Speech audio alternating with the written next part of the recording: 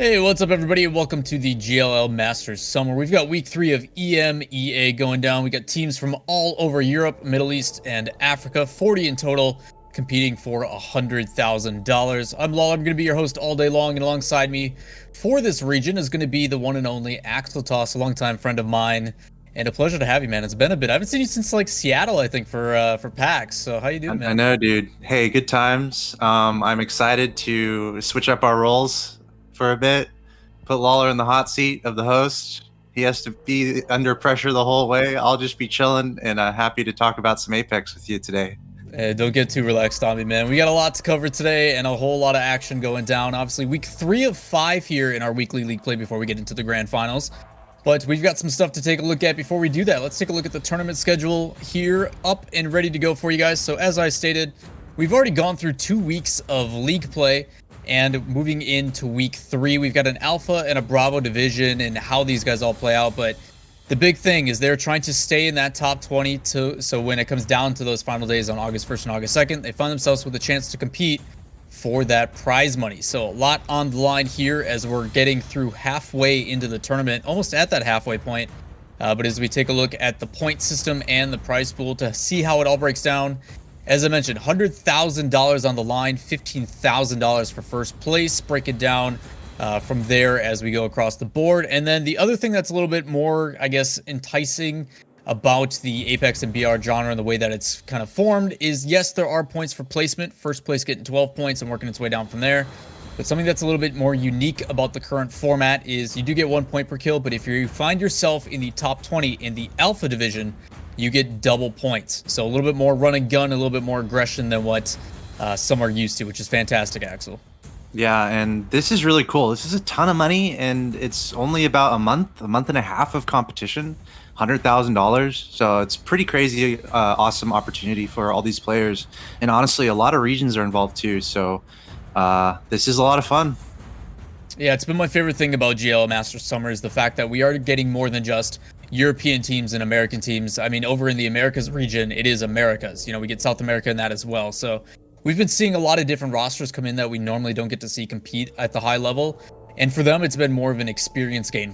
They get to come in and yes, they haven't had the best results, but some of them do get a win here and there and are able to take that back to the drawing board and find out like, what was it about this match that we were able to get a win over the big dogs? So been a lot of really fun stuff, but we've got stuff to cover for just today as we kind of encompassed everything for the week. As we look at just today's schedule, we've got 6 matches coming underway. The first 3 matches are going to be on the Tried and True World's Edge, and then we're going to take a little bit of an extended break. It's not really an extended break, it's like an extra minute or two, but it gives us a chance to breathe and get some water, and then we come back for 3 more matches on the revamped Kings Canyon. Yeah. Some people would say, okay, let's do 10 matches, but 6 is it's a nice balance. And of course, this is combining with other matches as well, and everyone's trying to stay out of the bottom 5. So let's go. I'm happy that there's 2, both maps are being used also. Well, as you said, there's a lot of matches. Obviously, 6 matches each week kind of keeps people on their toes. I mean, you're talking the first 2 games, they're like, all right, we're getting our form, we're figuring it out. Game 3 happens, and then they jump into a new map. But with that, all the teams that are being shown here in the Alpha division, we've got 20 teams up at the top, and you can see the bottom 5 there. So BDS, Third Impact, FigVam, Elitist, and Bodyguards have been demoted down to the Bravo division. We'll be having some newcomers come in today. But these are the results from week 2, and North jumping all the way, I think, into number 2 overall. So big performance from them. Yeah, they're officially now in second with Ad Hoc, who, yes, took second last week, still retains that top spot with a pretty good 15-point lead. So a lot of results from week 2, but the big one that surprised me is actually Team BDS. I expect more out of their roster. I know they've got a new team house that's being built, so some exciting stuff and some developments for them as they move forward. But unfortunately for them, they're going to be dropping down to the Bravo division. If we want to jump over and take a look at the Bravo division from last week, you can kind of see the results, and these are going to be your 5 teams that are promoting. So we got 1907, Cooler, Exorcism, Flex Gang, and Purge moving back up so they can get that double point. Yeah, and just so much diversity across the board here. Really cool, but obviously trying to get to the top 5, all these guys in Bravo, still time to do it, and try to get into Alpha to really be in the money. Yeah, a lot of the exciting things too, though, is even though I mean, it's a 5-week event, right? So there's a culmination of all these points across all the weeks, and you're seeing like 1907 there had 77 points. I mean, that's a ton of points for coming without double point, being it out of the Alpha division. So just because you do drop down in Bravo, there is some of these teams that definitely are a league ahead. They just have an off week, so the ability to kind of bounce back and get all those points and kind of farm that lower lobby per se, even though those teams are still fully capable, has been a thing. But we are taking a look at the teams here. These are the ones that are going to be competing in that top division for week 3, and a lot of really big names. All in all, I mean, we've seen that there's been a little bit of consistency towards the top. I mean, the big names you're going to be able to pay attention to are Ad Hoc, North, GSD, Triumph, Gambit in top 5 as well. So these are the names. Luminosity is one that I would expect to be a little bit higher, but they've been kind of struggling with that consistency as well with the recent meta change. But a lot of people seem to be reverting back to the tried and trues, the Watsons, and the more defensive play style. So it'll be interesting to see how that plays out. The EMEA region is usually a little bit more passive in their decisions than compared to NA, who likes to double W key a little bit harder. But again, it is always a week-by-week basis here, Axos. I'm excited to see how it plays out. And Navi sticks out for sure on this list. They have not been near the top of the leaderboard, so looking out for them to do better. And also, Apex Legends is still a pretty new game. So a lot of these teams, if they do well, that could be a pickup. That could be equating not only to some decent money, but getting picked up by an org. So a lot of pressure here, a lot of fun, and what a great opportunity for not only these top teams that we're seeing compete, but also these the underdogs, I should say, who might be looking for an org at the end of this tournament here. Good opportunity with these open qualifier games like you're mentioning, but as we alluded to it, here's the leaderboard that as it stands after 2 weeks of play. Ad Hoc Gaming, like I said, up at top, 15-point lead overall, but again, that's essentially a win and 3 kills, so it can change just like that. It is about consistency here at the GLL Masters Summer, and boy, has it been difficult. You talked about Nautis a little bit. Yeah, finding themselves more towards the middle of the pack. They are a team that is going to be under that pressure of trying to get away from that demotion. But that's the exciting part, is these are the accumulated totals. These are all the points from every single week added up. And as we saw, even if you drop down that Bravo, 70 points, I mean, you're like a team like Nautis is able to jump all the way up into the top 6 technically if they perform the way that they do. Obviously, there's going to be the balancing of other teams getting points as well. But a big week like that, even if you drop down to Bravo, is not the end of your chances. So the ones that are being rewarded, the guys that are consistent week in and week out, and you can see those guys in the top 10. So going to be some exciting matches here, Axtos, but let's start focusing now into what's going on today. Obviously, like I said, week 3, we've got 6 matches. We're going to be starting on World's Edge. I don't know how much you've been able to dabble in the, I guess, quote-unquote new map. Obviously, they revamped Kings Canyon, which is probably my favorite now, but World's Edge brings a little bit slower play because the map is quite a bit bigger. So I don't know if you have any initial thoughts on that one. Yeah, and I'm pretty sure are they going in between the maps in ranked in just Apex Legends in general, or are they sticking with one? It depends on some of the queue. Most of them usually stick to just the one, but Kings Canyon becomes available in certain time offers and stuff like that. But because I am a big fan of both, and I think both should be in any rotation. And I know they were just picking one or the other for a time. So I'm glad that both are being used. I might prefer overall Kings Canyon. I feel like I like the terrain a little bit better. I feel like there's a little bit more diversity in the terrain in the areas, which is just more fun in my opinion. Whereas World's Edge, it's pretty open, and there's a lot more like buildings and structures, which can create a lot of nuances. I don't really like fighting in buildings or near buildings. It can be pretty risky. You don't know who's holding down a building. When the circle comes down and it's on a building at the end, that can be one of the most chaotic instances versus more terrain, more abstract or creative terrain other than buildings. There's a lot more maneuvering options, and I think more creative gameplay can come from that. So I prefer Kings Canyon, but I'm happy to see these matches unfold on both. Yeah, I mean, I think credit goes to EA as they came out with World's Edge, and it added a lot of elevation. There's a lot more different diversity in the height of what do you have to be careful for with angles because of those buildings. And then when they revamped Kings Canyon, they're like, okay, let's really take that to the next level. So I'm glad to see that they're kind of checks and balances are applying to both maps. But for World's Edge, because like you said, there is a lot more hard cover and terrain and buildings that they physically have to deal with, you're going to start seeing a lot of early rotations. People are going to try to move into that circle. I mean, you see it roughly within the first, 20, 30 seconds. Pathfinder passive, when's the next circle going to be? We need to get there immediately. So trying to loot while running, gunning, and getting that security. I mean, you see a lot in the Americas. Rogue is a team that likes to sit on that outer edge of that circle and gatekeep as many teams as they can. So there's a lot of different strategies. Being completely honest, EMEA, I think, is going to be a little bit more aggressive on that side where they want to get to that hard cover. So we may see a little bit of a stalling in fights unless someone challenges an area. And that's kind of the exciting thing we haven't talked about yet is with 5 new teams promoting in, you're going to see some teams probably ego challenge typical drops. Most of these teams, when they pick a place, they stick to it and nobody else backs off. It's not worth the risk. But through week after week, teams like 303 are getting challenged in the Americas where they're just getting pressured right away. And a team that we consider like a top 5, top 10, I mean, they just won a tournament last night. They get pushed out and all of a sudden they get no points for that round. And it's like, well, now you only have 5 games to make that up. So there's going to be some exciting things with these new teams coming in where you may have a team that was sitting comfortable now having their place challenged. Yeah. And it's an online environment. So these guys are they're comfortable at home in a familiar environment. So it should be some pretty nice competitive gameplay. I expect a bit more aggression from EMEA, as you said. I almost think it's a confidence thing for some of these teams where they're going to come in and be like, okay, we're going to hit our shots. We're going to hit these team fights hard, because that's almost what you have to do to really accumulate the points from the kills and get a good placing.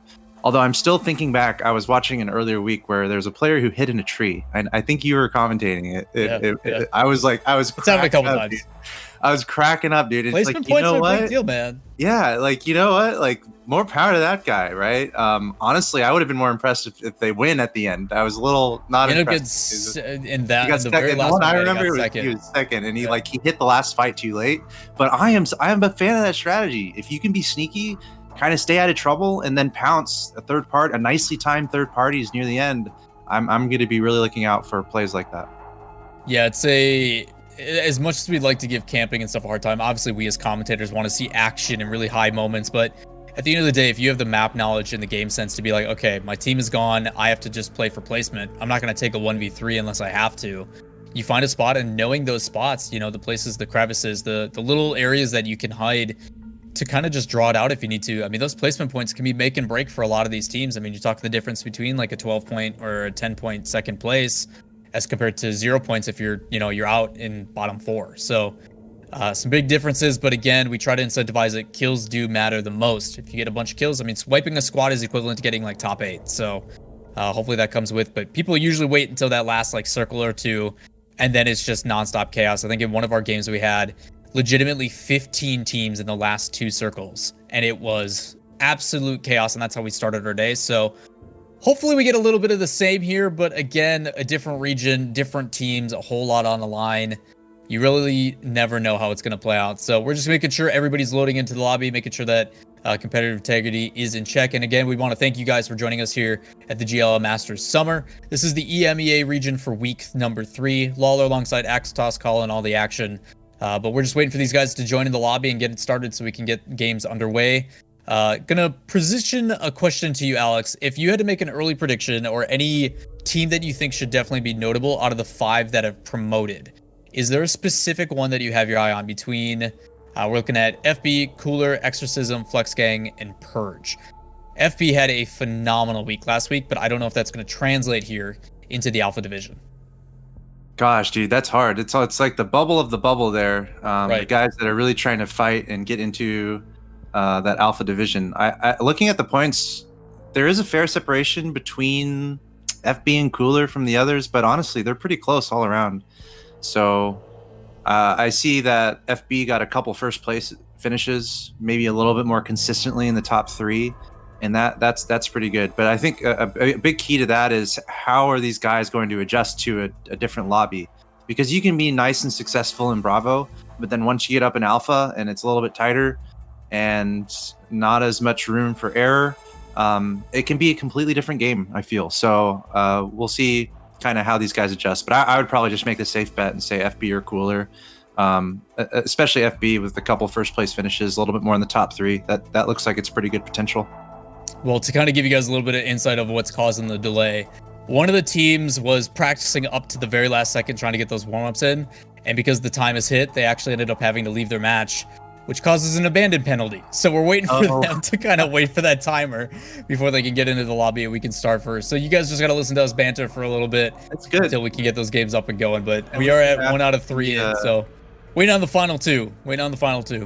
We can ask the chat for predictions also. What are you guys looking out for today? You guys in the chat, I'm keeping an eye on that. I see a lot of Alliance flags. Actually, we got some fancy Alliance emotes in the chat. We got some Luminosity emotes. I mean, it might turn into an emote war in the chat. I don't know. It's fun with me. Chat interaction is always a pleasure. I love having people from especially different regions and stuff all coming.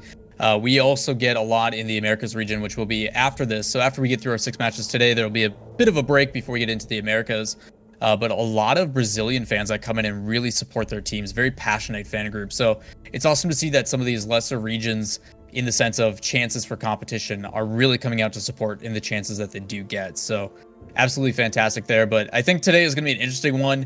I mean, obviously you got to go with the fan favorites in the aspect of the placement. I mean, you're looking at Ad Hoc. They've been playing absolutely phenomenal as of late. A lot of fraggers on that roster that just really know how to secure their wins. I mean, we've got some pretty obvious ones over in the Americas with like Snipe Down on Rogue and just names that have been around for so long. But again, this is, like we've talked about, an open qualification process. There's a lot of people and chances for them to make their names, even though they don't got people in chat spamming the Luminosity, logo for them. There is an opportunity to make a name for yourself because a lot of players have come from that same position. The one that I talk about the most is Aberlelli, TSM stud, guy's an absolute fragger.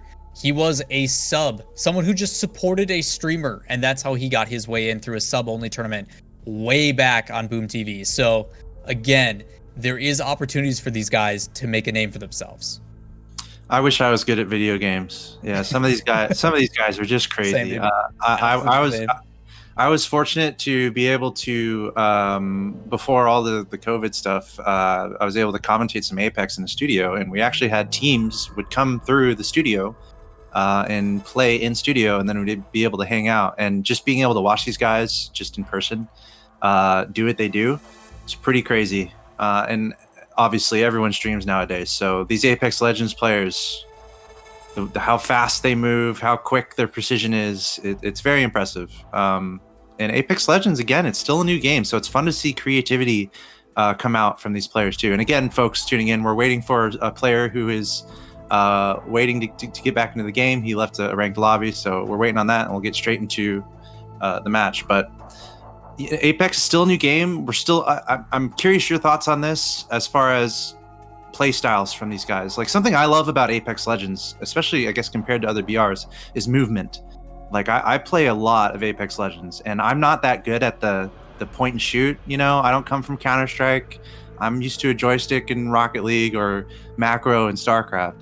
So what I translate to FPS that well, but right. So what I have to work on is movement, because if I'm trying to get a straight up gunfight, I'm probably not going to win that. And Apex Legends is just a beautiful game in the movement that it allows. So I really try to leverage that when I play. So I feel like that's relevant to playstyles too. Like, some of the best players, they're super fast and their movement is insane. So I'll probably be looking out for some crazy movement today. Like, I feel like I'm more impressed with a movement highlight if it's insane, like going just completely losing the enemy team and taking them all out. I feel like that's a little bit more impressive than just like maybe sniping from a long way, getting a bunch of headshots. So I'm curious to see really how that develops with all these teams and kind of their play style. Well, a big part of that, to double down on it, is some of the players that are best known for certain champions or agents or characters or whatever you want to call them, is the movement that separates them. I mean, some of the best Pathfinders in the world. I mean, a lot of the characters that are selected is because of the mobility that they provide. That's why Wraith will always be a pick, in my opinion. Not only is their kit phenomenal with a small hitbox, but it's the movement that they provide, that ultimate ability, the ability to completely counter-rotate, or if they're under pressure, being able to put down a rift and teleport somewhere else. I mean, there's just so many facets. A lot of it is movement-based, and I mean, when the guys are clean with it, I mean, you really see it come into play, the ability to just traverse and move in. I mean, TSM was highlighted for the longest time in competitive play as one of the best, because their capabilities to move in as a dedicated unit. I mean, they would overwhelm you with pressure, and you're starting to see more and more teams get better with that communication and that level of pressure when it comes to actually traversing and then moving in on a fight. It's just that coordination is not something that is easily done. You and I have been very blessed in our esports careers to be able to firsthand watch and study some of these players from behind the scenes. And when you actually get to watch it in person, it's like you watch them and you're like, how do your fingers actually do that? How do you instinctively make those calls and those decisions without even thinking about it? And quite honestly, it's hundreds of hours of practice. I mean, you're seeing some of these pop-up tournaments, and yes, these guys are trying to compete anytime and every day, but you are starting to see where they're not happy with performances from one week to the other. Right back to the drawing board, grind a tournament, even if it's a small weekly or otherwise, just so they can get some experience, so they can iron it out before the $100,000 tournaments like we're seeing here from GLL. So again, these guys, they don't really sleep. On the other side of that, you like movement. I want to see some nutty shots. Hit me some snipes. I want to see someone get lasered down. I mean, that's what I'm all about. I want the high performance plays. If a guy's hitting every wingman shot, like, I'm going to pop off. Like, there's no way you don't. So again, these guys are way better than I'll ever be, but that's the benefit of having, for some of these guys, multiple decades of practice when it comes to FPS. So yeah. And hey, since we're still chilling a little bit, I wanted to bring up some people in the chat are commenting on just the two different maps available, World's Edge and King Canyon. And I mean, I want to emphasize something, and I might be alone in this opinion, but I'm going to bring up the F word, and that's Fortnite.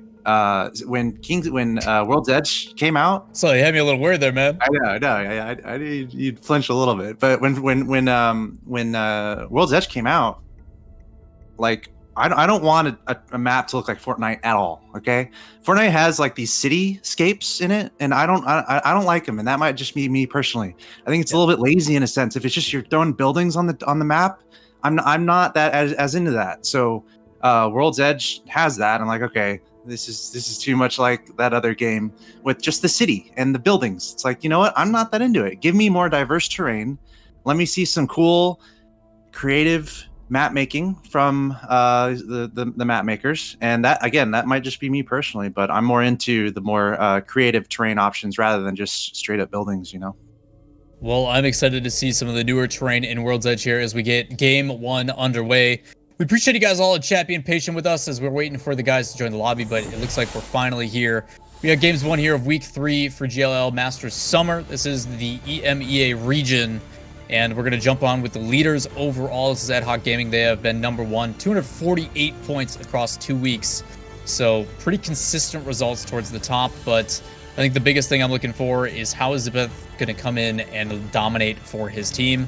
Obviously not using that same tag, but a player that most people do recognize as one of their better. Yep, and we see the Gibraltar Wraith Pathfinder combo coming in here. Decent balance of maneuverability and tankiness, so pretty direct utilization of these different champions here. Zypeth clearly going with the Gibraltar. He's going to be more of the tank. You have Pathfinder for super optimized movement, and then you have your Wraith to pick up the wingman and hit some headshots. So I like the composition. Yeah, pretty standard comp between these teams as we jump on with the flex game as well. It seems to be a little bit different depending on how aggressive people want to play. They either go for the more passive and defensive approach, obviously Watson being a massive pick with that, being able to set down the fences as well as using her ultimate ability to passively recharge the shields. A lot of people bunker down late game because of that. Something you may understand as a former StarCraft guy, you know, the ability to turtle up and play passive until the late game, but something that's been a little bit different, I'm glad we're seeing it here from Alliance, is a Revenant. A lot of people have been kind of trying to muddy up and change up how they're going to do the play, as we can also see where the map is going to head. So just outside of Geyser, where we have a team already for that final, or towards the end of the circles. So a lot of people are going to actually have to rotate here, and you can already start to see some of them going. But back to the topic at hand, we're talking about a lot of these different I guess compositions that we're seeing for some of these teams. And with Revenant, his ability to drop that pylon and basically give yourself an extra life to go and peek for information has been something people have been experimenting with, but it really hasn't played out well. A lot of teams like Rogue are also reverting back to the tried and trues because they just don't want to take that risk. So a lot of farming happening here early. We've already got actually one team knocked out. This is actually one of our promoted teams, FB, getting dropped first. That is unfortunate. I guess it happens. You just drop near another team and you're kind of forced to fight before you're really looted up. I feel like that probably is going to happen at least once every game, almost. Ideally for these teams, they're dropping a little bit far away from each other. We can see Alliance in the Skyhook area just then. They were close to a team, but only one player there was really choosing to provide some suppressing fire. So not really looking to go for a straight up engagement. Both teams almost respecting each other a little bit there and like, all right, mind your own business. I'm going to be over here looting. You guys stay over there. Let's not fight yet. And that's kind of a mature decision that you have to try to navigate a situation like this. Like Adam, like you mentioned, we could have a circumstance where the circle is very small and we have a lot of teams in it. But as you also said, that circle is pretty far away from most of these teams. We have a little bit of a firefight here. Iwan coming in. This looks like a complete wipe without too much trouble whatsoever. Third party? No? Is that just a grenade? Yep, that was just a thermite grenade on the ground. And that's just a nice quick wipe. I'm not sure who exactly was knocked, who was taken out there. Yeah, Flux Game played that really, really smart. They were on the backside with Iwan. And they actually had the Wraith engage automatically. They had her drop her portal and rift in. And the benefit to that is that there's an easy disengage. So unfortunate for Navi getting knocked out here. And just like that, we have two squads as well dropped down. So it is going to be Vibin and Natus that are getting removed from our first match here already. So unfortunate for them, but good decision making there. I mean, we talked about it. Very aggressive, very quick push. I mean, they saw the Gibraltar bubble go down, so they know that cooldown is out and just immediately push in, but they still do it smart. You know, they only send the one that can immediately portal back out if need be. Unfortunately here for Outsiders, though, missing one of their players. Oh, yeah. Yes, indeed. That's going to happen. Losing one or two as the game goes along, so they might be a little bit more passive. Good news for them, though. Got that scout. Looks like a decent scope onto it, too. That can be a nice game, especially if you're down to two. You want to maybe kind of keep your distance so you can do a lot of damage with that scout. Looks like... how do you even pronounce this name, dude? I don't even know if I want to try it. Dekid. Yeah, Dekid. Looks like he's going to be chasing down an enemy near the sorting factory here. He's got the high ground, so these are some nice shots to take. He's got the wingman, got the skull piercer. Skull piercer was discontinued for a time, but it is back, and looks like we have another team that's taking a look here. So multiple teams in this area, and OS is going to have to be a little cautious. Only two of them. Yeah, a little bit careful for Outsiders. Luckily, good loot at the beginning with that armor being gold already. But this is the team I said. One of their players looks like they didn't connect or something's going on. So they are missing on one of their players. Going to put them at a disadvantage. Might be seeing a little bit more passive play as shots coming out here from Purge. Just sitting here out in sorting factory. A lot of teams in this area trying to rotate through, as we saw that the circle going to be ending around the geyser area. Pretty common circle that we see. Probably going to end a little bit more towards the northeast side of that. But as you can see on the map here, as we're looking at the mini map. Yeah, I think we saw a Pathfinder ability, and we saw the next circle a little earlier. Oh, there we go. We're seeing it now. Yeah, so a fair amount of teams are in there, but also something to really look out for. There's a lot of narrow pathways leading to this circle, and that can be super hard. There's not many options to actually enter, at least from the north, but we're seeing only 2 or 3 teams in the north there. Most everyone else has been able to get down to the southeast, so there's a little bit more room to get into that circle, but we can see it getting a little bit tighter here near Lava City, a couple teams near Sorting Factory, and quite a few near the geyser itself. Well, taking a look at here at Gambit, I mean, this is essentially the typical team composition you see for the Legends with a Watson, a Wraith, and a Pathfinder. It's pretty common. It's pretty the standard comp. The only time you see it mixed up is maybe that Watson gets traded for like a Gibby or something else. But overall, a lot of these players, you know, they had these new teams come in. I mean, you're talking Cryptos and Revenants where it's a really, really aggressive push with going in with the EMP and then an extra life, and they just going with overwhelming pressure. But teams just don't seem comfortable with it. Everybody's kind of reverting back to the tried and true, which we saw a little bit of diversity in the meta, but nowadays it just seems to be what people are comfortable with, and I don't necessarily blame them because a lot of the top teams have actually been struggling lately. So going back to the things they know, and it's been working out here so far, and this is part of the reason why able to cover multiple choke points, the ability to really just kind of sit down and wait for this to play out, especially with these early rotations being more and more relevant. As you see in Finalized, throw that Arc Star from the Wraith, gonna go and push on it, but needs to be careful. He's going. Gotta get into that zone, man. Ooh, he didn't pick up that other Arc Star. Come on, man. Arc Stars, man. I wish we had... That's one thing, if I could appeal to EA, bring the 2 slots back for the grenades, please. That's because I'm not good at clicking heads like this guy, man. I need my grenades, but less about that, more about these firefights. Now the circle is kind of pressuring this other team here, so it's the impetus is on our Wraith player and this team. They've got the better position. Well, they need to be careful as they're being gate kept pretty heavily. This is our first place team overall in the standings from Ad Hoc, as we had a team trying to rotate in and just being gate kept. This is a benefit. This is something that Rogue does a lot in the Americas region as well, where they just kind of sit on that edge. Difficulty, though, is that one of them, it looks like, got hit by a Kraber, so they were blessed by a drop here early. This team is going to try to rotate out, finalize the one that was on the receiving end of that. Luckily, they do have the heals and a Phoenix kit to pop back to full, but needs to be careful pulling that possibly a little bit too early here. We jump over to SJ. Denze ends up trying to get in for some early damage. We get smacked and is going to back out. Runs back to his teammates, saying, cover me, cover me. Popping some shields back, and we still have 17 squads around, and the circle is getting smaller and smaller. So we're definitely going to see a lot of action pick up here as these teams posture a little bit closer to the center of the circle, and as we'll probably see a lot of gatekeeping happening, as you were mentioning. And gosh, the compositions, I mean, lots of Watsons. We're seeing the Caustics. We're seeing the Gibraltars. Very kind of defensive-oriented compositions, which is different. If you're trying to take down entire lobbies, you're going to go for a more aggressive, speedy composition. But here, when you have so many other good teams, really a focus on the defense and survivability. So this is where movement really is critical as far as how are you rotating in, what are the angles that you can get into the circle, and how can you avoid getting third-partied? One of the major locations, too, we just saw a little bit ago, Lava City on the southeast side of the circle.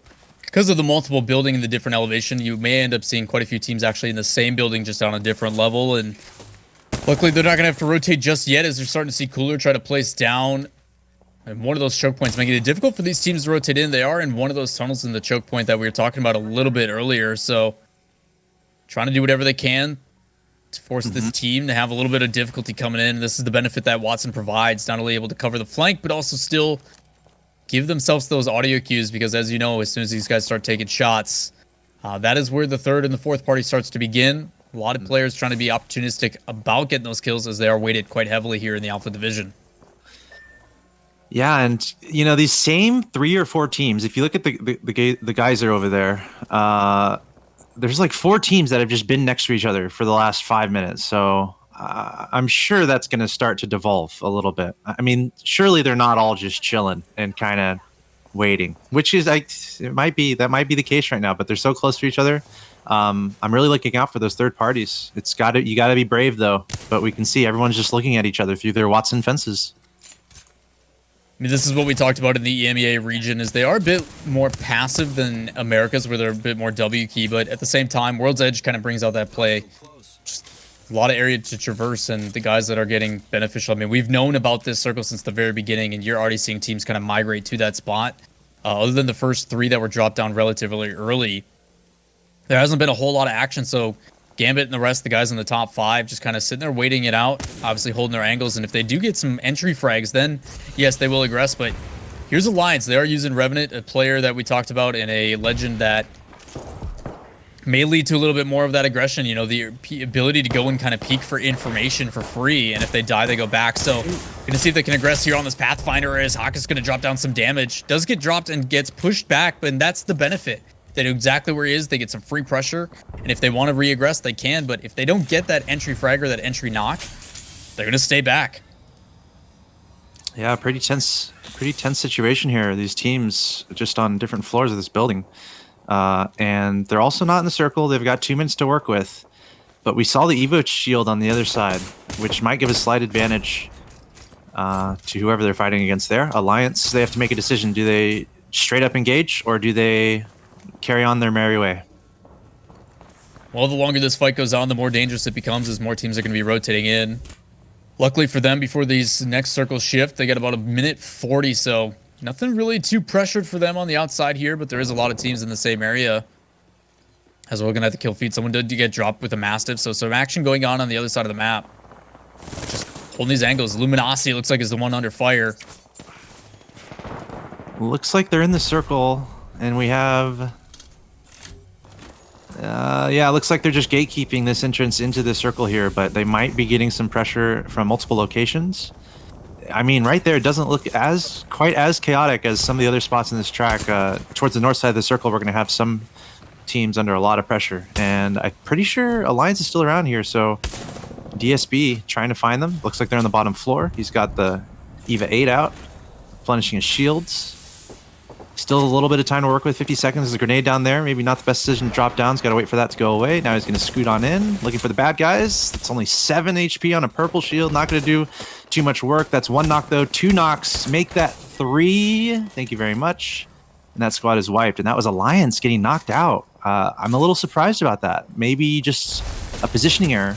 They found themselves on the low ground. Sorry, but we got another fight. It's Luminosity. Luminosity taking peeks back and forth, trying to get around that rock. They had the high ground, but it's not going to play out. Gets dropped down by Cooler and the rest of the group. This trades between Cooler and LG back and forth. Can he get the last fight? He's going to swap to the Mastiff. It lands the 2 shots and clutches it up. Well done by Luminosity, but there's still another team on the south end that they need to be careful of. As they do get this revive, need to watch out for the incoming fire. As they're stuck between 2. Gibraltar probably going to be a priority here so we can drop down the bubble. Human shield there, the Watson, pretty heads-up play, trying to keep him alive. I'm pretty sure those other guys might have been shooting from outside the circle. The dome being popped right away is a great move. Rug, this guy we're watching right now, what a heads-up play from him. Also his teammates staying in cover. Got the squad wipe, but then immediately rezzed his teammate, and then the dome getting popped. So they're going to stay alive a little bit longer, but certainly under pressure, perhaps a little bit low on those shields and the med kits, so we'll see if they can hang in there. Pretty nice spot, some high ground over here from team Flavor of the Month. Gonna do a little movement to get a teammate back. Yeah, this is the team that was pushing from the other side. So you got Luminosity right on the other side of this wall. You're just seeing the capabilities of Wraith able to drop that out and get in and out quickly. So Luminosity gonna try to go for the peek. They have immediately spot him out, so Gibraltar going to throw his ultimate probably right underneath and kind of force them out. They do have zone advantage here, so curious to see how this will play out as we jump back over with our overall leaders in the standings in Ad Hoc, who looks like they're in a really tough spot. Yeah, they're in the circle. Graber. They're in the circle. A little bit low on health there. Starting to see a lot more action happening as the circle gets tighter and tighter. We have about 90 seconds left. And that circle is getting super small, and it's going to an area with really not a lot of cover. So we have this team Flavor of the Month. They just brought back, they tried to bring back their Pathfinder. Apparently that was not successful. Luminosity keeping a close eye on that. Imagine if they had been able to get that final kill on Luminosity before they were able to get all the other teams up. That could have been a critical elimination, but Flavor of the Month not able to make that happen. They've got a really great spot here on the high ground. They can't stay there forever, though. They are going to have to move in about a minute or less, and we still have Luminosity down below trying to get some shots off. Well, 50 seconds till the circle causes a push, and it's going to be dangerous. Obviously, both these teams just trying to remove it, but the longer it goes on, the more people are going to get in their area, so need to be careful. But the big thing Luminosity has done well is they've actually spread out where their damage is coming from. So in the past, it used to be where they're all on that back end of the dome with their backs actually to open areas. So they've rotated around and now trying to apply that pressure here to FOTM up at top, but just haven't been able to land those shots. So they're going to have to wait it out and try to gatekeep like they did the previous team. But need to be careful here as Finalized, you know, jumping over on side with them. Sitting in the only real hard cover left before they have to make this rotation in, but looks like they got their sights here on the north end side where there's another team that they were fighting earlier. As we jump back over to Luminosity, this fight's still going down. Grenades getting up and quite close. Just a little bit too high on that one, but again, nothing really happening. Another team and squad does get dropped down as we're seeing that in the kill feed here. So yeah, I'm pretty sure. Trying to rotate out and use these. Fight comes out. Exorcism we're jumping over on top of. Yeah, I'm pretty sure that player landing the shots on the back end. They do have that Evo shield all the way max. Shots coming down. Can he land the last one on the Pathfinder? That Eva coming in clutch. Another player coming in for the engagement. He gets another one. Well done here by Exorcism. Able to get the secure here on 3 kills. So well done by the Wraith. Brave revive here. Not really in any semblance of cover, but able to get it done. That was a shot from somewhere. It's a little scary. He's trying to pump his teammate into safety here. I don't know about that one. I really don't. Hey man, you wanted to see movement, man, and that's what you get. Does that even work? Even help? Yes, yeah. So there's the ability to punch your teammate will actually push them ahead a little bit forward, but he ends up getting himself knocked, and his teammate doesn't live anyway. Oh, that's so unfortunate. Oh no. Luminosity finally clutched up that team, it looks like, by the way. So after waiting and being patient, Luminosity does end up getting the victories as they're going to try to take out this last player here. Folks coming out here from Xenia. Shots to the chest.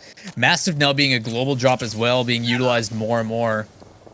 That's a very interesting one. I mean, I think I like it. I looked at my stats the other day, and surprisingly, most of my kills are from a shotgun. So I need to pick up that Mastiff more. I'm kind of happy about that decision to throw that in, I suppose.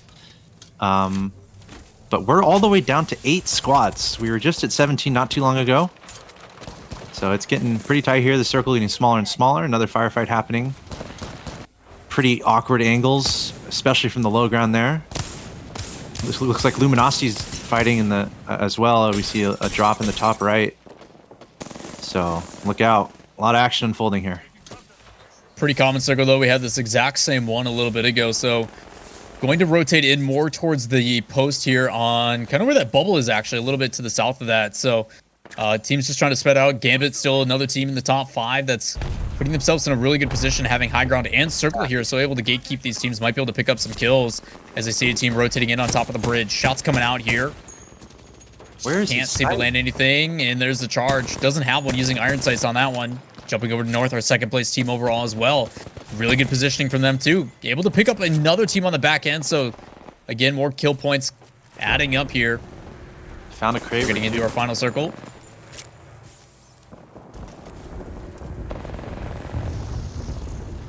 Triumph down below. Just being patient, gonna get flanked on here. Just waiting to take that peek again. Pokes with one, gets a good shot here. Here's another one for 100. So that player is knocked down. Needs to be careful though. Trying to swap shields. Really good decision here. A lot of teams breaking out here. 5 squads remaining. North up top. Just trying to poke a little bit. Both his teammates are down. The only one available. Trying to get some heals off while he can. This Watson doesn't have the ultimate up either. As Gibraltar's going to go for the peek. It's chunked absolutely hard. And Luminosity takes the win on that fight. Gosh, those shots were just perfect. We're seeing some great Mastiff shots here, and you can just see the power of that weapon. If you can line it up nicely, you're going to get some triple-digit damage going on. So really cool plays all around. Here we're seeing Cleave getting knocked out. This is a big crunch. That circle, I mean, there's just not a lot of space here. So inevitably, all these teams are going to be fighting third parties everywhere. This is Gambit coming in there, and we're down to 2 squads just like that. Yeah, we got a Luminosity team that we talked about. One I expected to be a little bit higher than where they are, sitting in 9th place right now, going up against Gambit, who's in 5th place. So big performances here already in game 1 between the 1v1, but the difficulty for Gambit here. Luminosity does have the high ground and the ability to pressure, especially with the way this is rotating, but it looks like Rug is going to end up going for the aggression, doesn't want to wait for that circle to push, so they do go on the backside. Big chunks coming off the Mastiff, and Luminosity is going to end up on top. Wow. If I remember correctly, they were down to just the Wraith and barely any HP at one point in this game, and honestly, they were in an awkward position being watched by another team. So really nice game overall from Luminosity, clutching it up at the end. I like how they didn't really wait. We saw how quickly it accelerated. It escalated quickly at the very end there. And that was a lot of intuitiveness from some of these better teams, identifying these narrow margins of opportunity to engage in a third party or even a fourth party. And that's just what happens when there's no space and there's like 10 teams left. It's going to be, okay, who can find a good spot and who can jump on these third parties and take advantage. Well, as we take a look at the highlights here for game number 1, this is the match or the big fight you're talking about with Disbelief and the guys from Dead Inside, somewhat relatable. The ability to just attack angles from multiple positions, especially with these buildings, the ability to come in from that shaft from the outside and then push near side as well. And that's what you want to see out of these teams. I mean, you're talking about the capabilities to be in a position to push from multiple angles all at the same time and overwhelm teams. And that's exactly what Luminosity did on this fight as well. They surrounded this team up top and were able to attack from multiple angles. So when eventually the circle forced the push, they were able to get to it. And then just good decisions here from Kimzu. The ability to be patient, re-peek, use those angles with that hard cover. It ends up playing out, but unfortunately just the overwhelming pressure here from Gambit leads to that 1v1 in the end between them and Luminosity. And like you mentioned, Luminosity at the beginning when they were by that dome, really rough position, just had to focus up and clutch up the fight.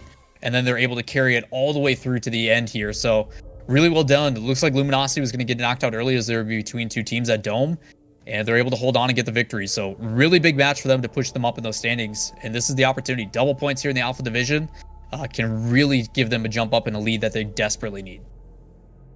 And we saw the power of the shotgun there. I'm like, almost every highlight was either a Mastiff or an EVA 8. So obviously that is the best when you're within like 5 to 10 feet, very close range, and it's all about closing the distance in Apex Legends to connect those shots. So that was a very nice display of shotgun skill from our teams. And then positioning, Luminosity found that little crevice on top of that rock under the bridge, and they were just minding their own business, mostly staying out of trouble, letting all the other fights happening around them, and picking a good time to engage other teams. Like, the most important thing is try to get a one-on-one. I mean, that's hard when there's 10 teams and no space. If you're having to fight 2 teams at once, you're going to be in a lot of trouble. So Luminosity just focusing on the basics there and looking to stay out of those situations where they would get third party.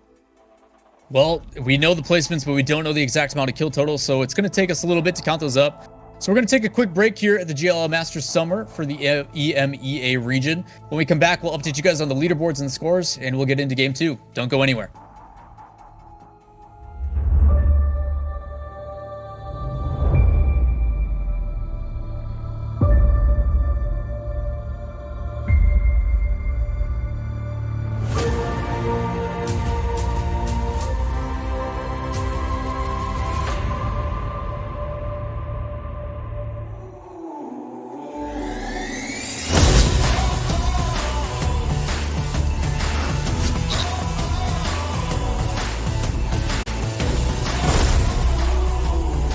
Hey everybody, welcome back to the GLL Masters Summer for EMEA. We're in week 3, Lawler alongside Axos calling all the action today.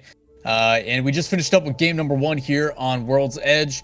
Luminosity found themselves in a really rough situation, but were able to clutch it out in the end and get themselves the victory. We'll take a look at the scoreboard in just a bit here, but overall, final thoughts that you had, Alex, on what was going down in that first game? Yeah, I think it was a really cool game. It was a lot of fun, a lot of chaotic circumstances, and I think that might be the difference between the really great teams. Is you are going to get in some sticky situations. You're going to find yourself in between a rock and a hard place. So how can you really manage that? Can you make the clutch decisions to save your team, which might have to happen? And more importantly, can you do that in a lobby with so many other good players? So I think Luminosity, their skill in full display there, able to maneuver their team through some awkward circumstances to get themselves a victory. They're going to be pumped about that. Yeah, EMEA region, I mentioned it a little bit more passive on the side, and we saw that World's Edge kind of promotes that gameplay as well, where the circle and the map being a little bit larger, a lot more area to spread out and loot, and then as it kind of translates in, you see people on top of each other.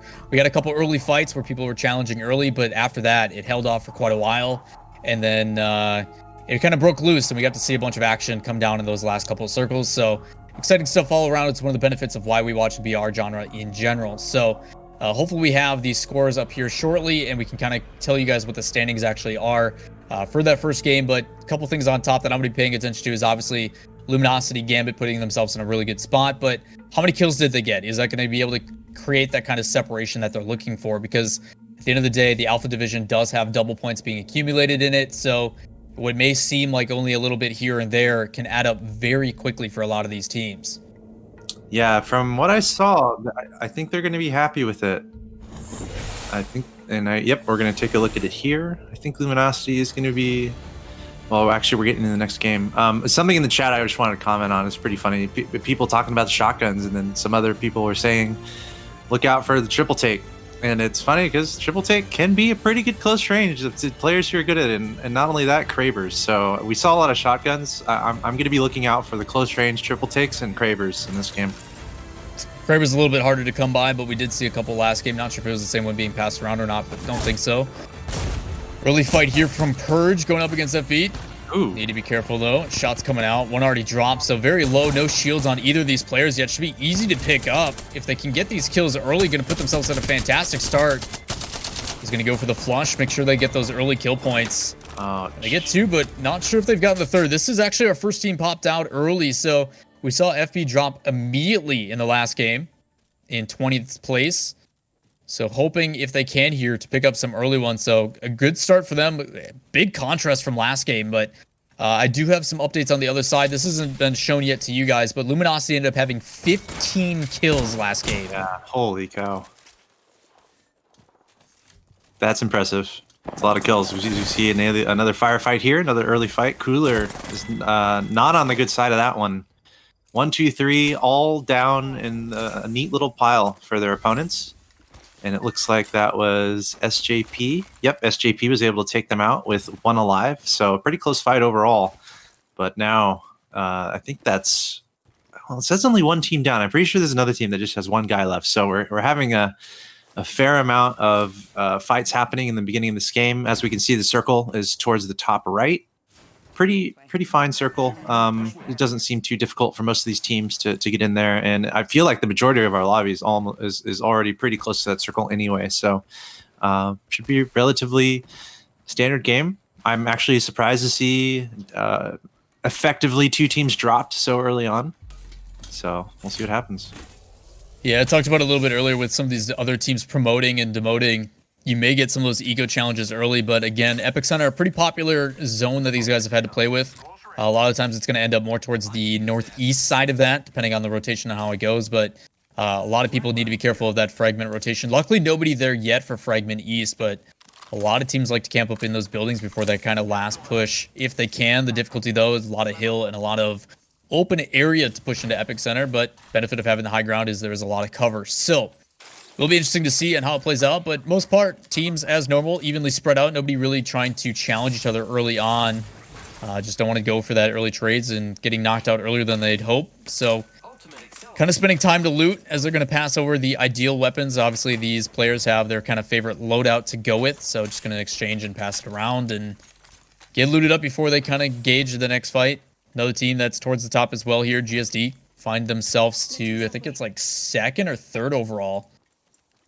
Yeah, 3rd overall here at 204 points. So with that big jump there, they ended up going last game, if I can find it, 14th. So not the best in placement. They got 2 kills, so gonna need to make it up here. Yeah, and that just shows how much more impressive Luminosity was last game. Getting first and then getting all those kills on top of that. That has to be one of the better performances we've seen in the entirety of this tournament series so far. So I'm sure they're feeling confident. We're looking at them right now, and it was Rug. I think he had the play of the game in the last game there. Was the last one alive and able to res both his teammates and able to help his team get through a pretty awkward position. Now, though, they find themselves pretty deeply in the circle, so they're not really worried about the circle that much. They're just trying to see where these other teams are. But World's Edge can almost be split in half. I mean, and the circle here is kind of representing that, where there are a lot of teams in the south side of the map, and there are not very many corridors going into the northeast. So we're probably going to see a lot of teams condense near Harvester or more towards the east of that, heading towards Fragment East from the south. There's only like one little narrow passageway there. So I feel like once this next circle kicks in, we're going to have a lot of these teams coming close to each other. And there's the triple take that someone in the chat was asking for. Fortunately, it doesn't have the attachment or the the ability to kind of hone it in all on one spot. So ooh, he has it. Navi knocked out relatively early last game as well, just trying to hold that cover. Benefit for Claws here is does have the Evo shield, so a couple shots here and they're going to be able to level that up to the next level of shield. Should help out. Just kind of holding their angle, not really forcing anything. Don't really blame them with what they're kitted with currently, but just like that, going to get some damage down and up to a blue shield. Meanwhile, the kid from Flex Gang down to a pixel of health. Looks like they were just able to take down an enemy team now. Is that North? It looks like North has been dropped at least. There's 2 crates there. Yeah, North is out. You can see them at the bottom there on the right. So that's got to be pretty surprising. North, one of the 2 teams that are doing really well coming into this week. So they're not going to be happy with this result in this game. Still a whole lot of matches to go as we're entering here in match number 2. 3 squads are gone and a lot of time left to play. Don't really see any too much pressure here for the next probably 2-3 minutes for the most part. But again, you're starting to see teams early rotate. You can already see as Major Pushers comes in, team already having that high ground. So they're probably going to take the low ground beneath them to try to extend this. But again, these teams are going to be rewarded. We see this a lot of times. The teams that make that early rotation and put themselves in a position for success. Mm-hmm. We're going to give them something to play with late game. But again, the difficulty about being in middle is a lot of teams are also going to aggress that spot. So potential for a lot of third and fourth party. As Outsiders up top, trying to take some of these shots from afar with that wingman. Just try to apply any poke damage, kind of whittle down anything that they have utility-wise. Yeah, and it's funny, they have a team right under them, but this might be a situation where you have some friendly neighbors. Enemy of your enemy is your friend, where you have two teams holding this position, effectively. One up here and then one down below, and they're going to have teams coming at both of them. So they might, in a weird way, they might be suppressing fire onto the same team, the same teams that'll be coming towards them. So it's major pushers here at the bottom, you can see, and then there's that other team up top. So very interesting dynamic here, and they're both very well within the circle. So we could see a passive relationship between these two teams. Hey, you stay up there, we'll stay down here, and maybe we can be friendly neighbors. Yeah, it just isn't logical for them to engage each other at this point. Just trying to play for that placement for now. Don't really have teams really going out of their way to go for kills and aggress. Because, I mean, even if they lose that trade, it's just too risky and it's not really worth it this early on in the game. So, like you said, gonna set up shop and kind of stay home. I mean, another player another legend that's working into the rotation is Caustic for those traps now that they don't slow their teammates. So, it's pretty exciting stuff happening with more legends getting into the rotation, even with the meta kind of shifting back to the defensive side. So, teams finally starting to work their way in towards this circle that we saw very early with the Pathfinder passive. Just kind of waiting for some engagements here. Wayne, I've got my eyes on. Look at Skyhook. All those teams trying to rotate through the same path to that choke point. Yeah, one after another there. It looks like one team is staying far behind, so they might be ships passing in the night. And here we're taking a look at Vibin. Looks like he's got an R99 with no sights. He's got the nice stabilizer on there, but I wonder if is it a preference on iron sights, some of these guys? Some of them, it's just a matter of what's available. I mean, obviously, with World's Edge, there's a lot of places to loop it at the same time. They're forced in pretty early. Late rotations on this map do not usually go well, as shots coming out here from Atafe, able to put down some shots at the scout. One of the more favorable guns nowadays. I think it's like 37 damage or something like that per hit on a headshot or even a body shot. It's something ridiculous. So, the ability to poke from afar. And the wingman, that much better. Skull Piercer's back, and Wraith mains everywhere. Through a party, you get your Skull Piercer back on your wingman. Congratulations. Ooh, there's some nice shots. The triple take coming back out. Got that nice precision choke attachment. We got a pretty big Evo shield and dishing out more damage. That's a drop onto Taboo. And Claws from Na'Vi doing a great job identifying the enemy team. And 1907 FB looks like they are in a little bit of trouble. Only Finky is up, the Pathfinder, and he is now down. Na'Vi, great engagement. The triple take lead was critical there. I believe that was from our Watson player, and just really nice engagement in that tunnel. Yeah, talk about it. Obviously, these guys are having to rotate through the same spot, but I mean, again, they're not going to aggress until someone gets an entry down or entry frag. So Claws does just that, lands all those triple take shots. We're talking about the precision choke, and as soon as they do that, able to use the bubble and play it out well. So good job here by Na'Vi, needing to have a good comeback game here in match number 2. So jumping over with Flavor of the Month, trying to put some poke down with the wingman. No skull piercer. Check both angles as well. Didn't have the attachment on that one, so he's going to be looking out for that. However, he did have plenty of heavy ammo. Ammo's pretty critical in Apex Legends, so if you have a ton of ammo on a wingman, that's one of the better guns to really be efficient with what you have because of how much damage each shot has the potential to do. You see Dead Inside here. Pathfinder, they need to recover that banner. We'll see if they try to do that. Meanwhile, moving over to Vibin, who's in that fragment area. Looks like Fragment West. There's got to be some teams around here, but they're gonna keep it nice and easy. Looks like they're a little low on shields, so might be trying to pick some shields back up. They definitely don't want to take a fight right now. I mean, they don't even have armor, and they're having to fight against Finalized, who also doesn't have as much armor going on. So Both these teams relatively weak as far as loot is concerned. We'll see if they decide to duke it out here. Really smart play though by that Wraith, going to jump over to the other side. Obviously, there's open area across, so trying to rotate further into the circle and they make a good play. So they now have the inside here, as you can kind of take a look as we're seeing the minimap. Fortunately for them on their flank, there's a lot of people with even better cover for the gatekeep once the circle shifts. So curious to see how this one's going to play out, but still that decisive play coming out, able to rotate through. They're on top of each other right here.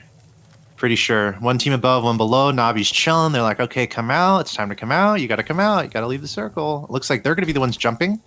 Navi was the third in this scenario. So there was Finalized and Vibin that were both in this area that were kind of playing across. Vibin's now to the left here of Finalized, but Navi was trying to come into third party, obviously pretty held up, trying to get some of these kills. So gonna drop that bubble with the Gibraltar just to provide cover. They then portal out and able to make their escape. So need to be careful of those. There's a lot of players in this area. It's Navi able to pick up a little bit here on the back end.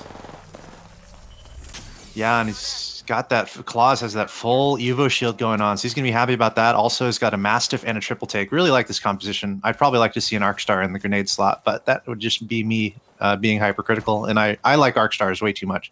But so far, Navi doing a great job. That engagement they had in the tunnel now wrapping down. The trick here is they've attracted a lot of attention, so can they stay alive here and I guess take advantage of the intention that they're drawing? A big advantage for them here is a lot of these teams just aren't looted up. Look at these guys here. There's just not really any armor. And now we're looking at Vibin. I mean, sure, they're at blue, which is, it's not necessarily ideal. Whereas Navi, they've got that red Evo shield going on one of those players. So pretty strong loot advantage for Navi. And that might make me think, like, are they really going to look for fights here to really try to get some kills since they've got the loot advantage? They just have to be able to identify that and take good engagements. Just trying to peek here for information, apply a little bit of damage for free. Obviously, the more damage he puts down with that Evo shield, the more it's going to level up. So it's more so the difficulty. Obviously, they try to make that early rotation when they're going against another team. But when Navi came in, they ended up getting one of their players picked out in their Wraith, so don't know if they're trying to recover the banner and just rotate around. Either way, you're starting to see teams, I think, rotate over to where actually FlexGang is right now, where they want to rotate that southeast side and then move their way up and have a different angle of approach. The difficulty, though, is there's teams, as you can see here, as AdHoc's putting some damage, ton of damage down, actually cracks the shield from the top. Yeah, that scout can be pretty fun. He's also got a wingman in his pocket. That nice skull piercer attachment. Looks like he's getting shot at a little bit. That is a team that is right above them in this building. So these guys very close to each other. We saw a lot of grenades dispensed a little bit earlier. But FlexGang looked to be in a pretty decent position here. Actually surprised on the Phoenix kit here.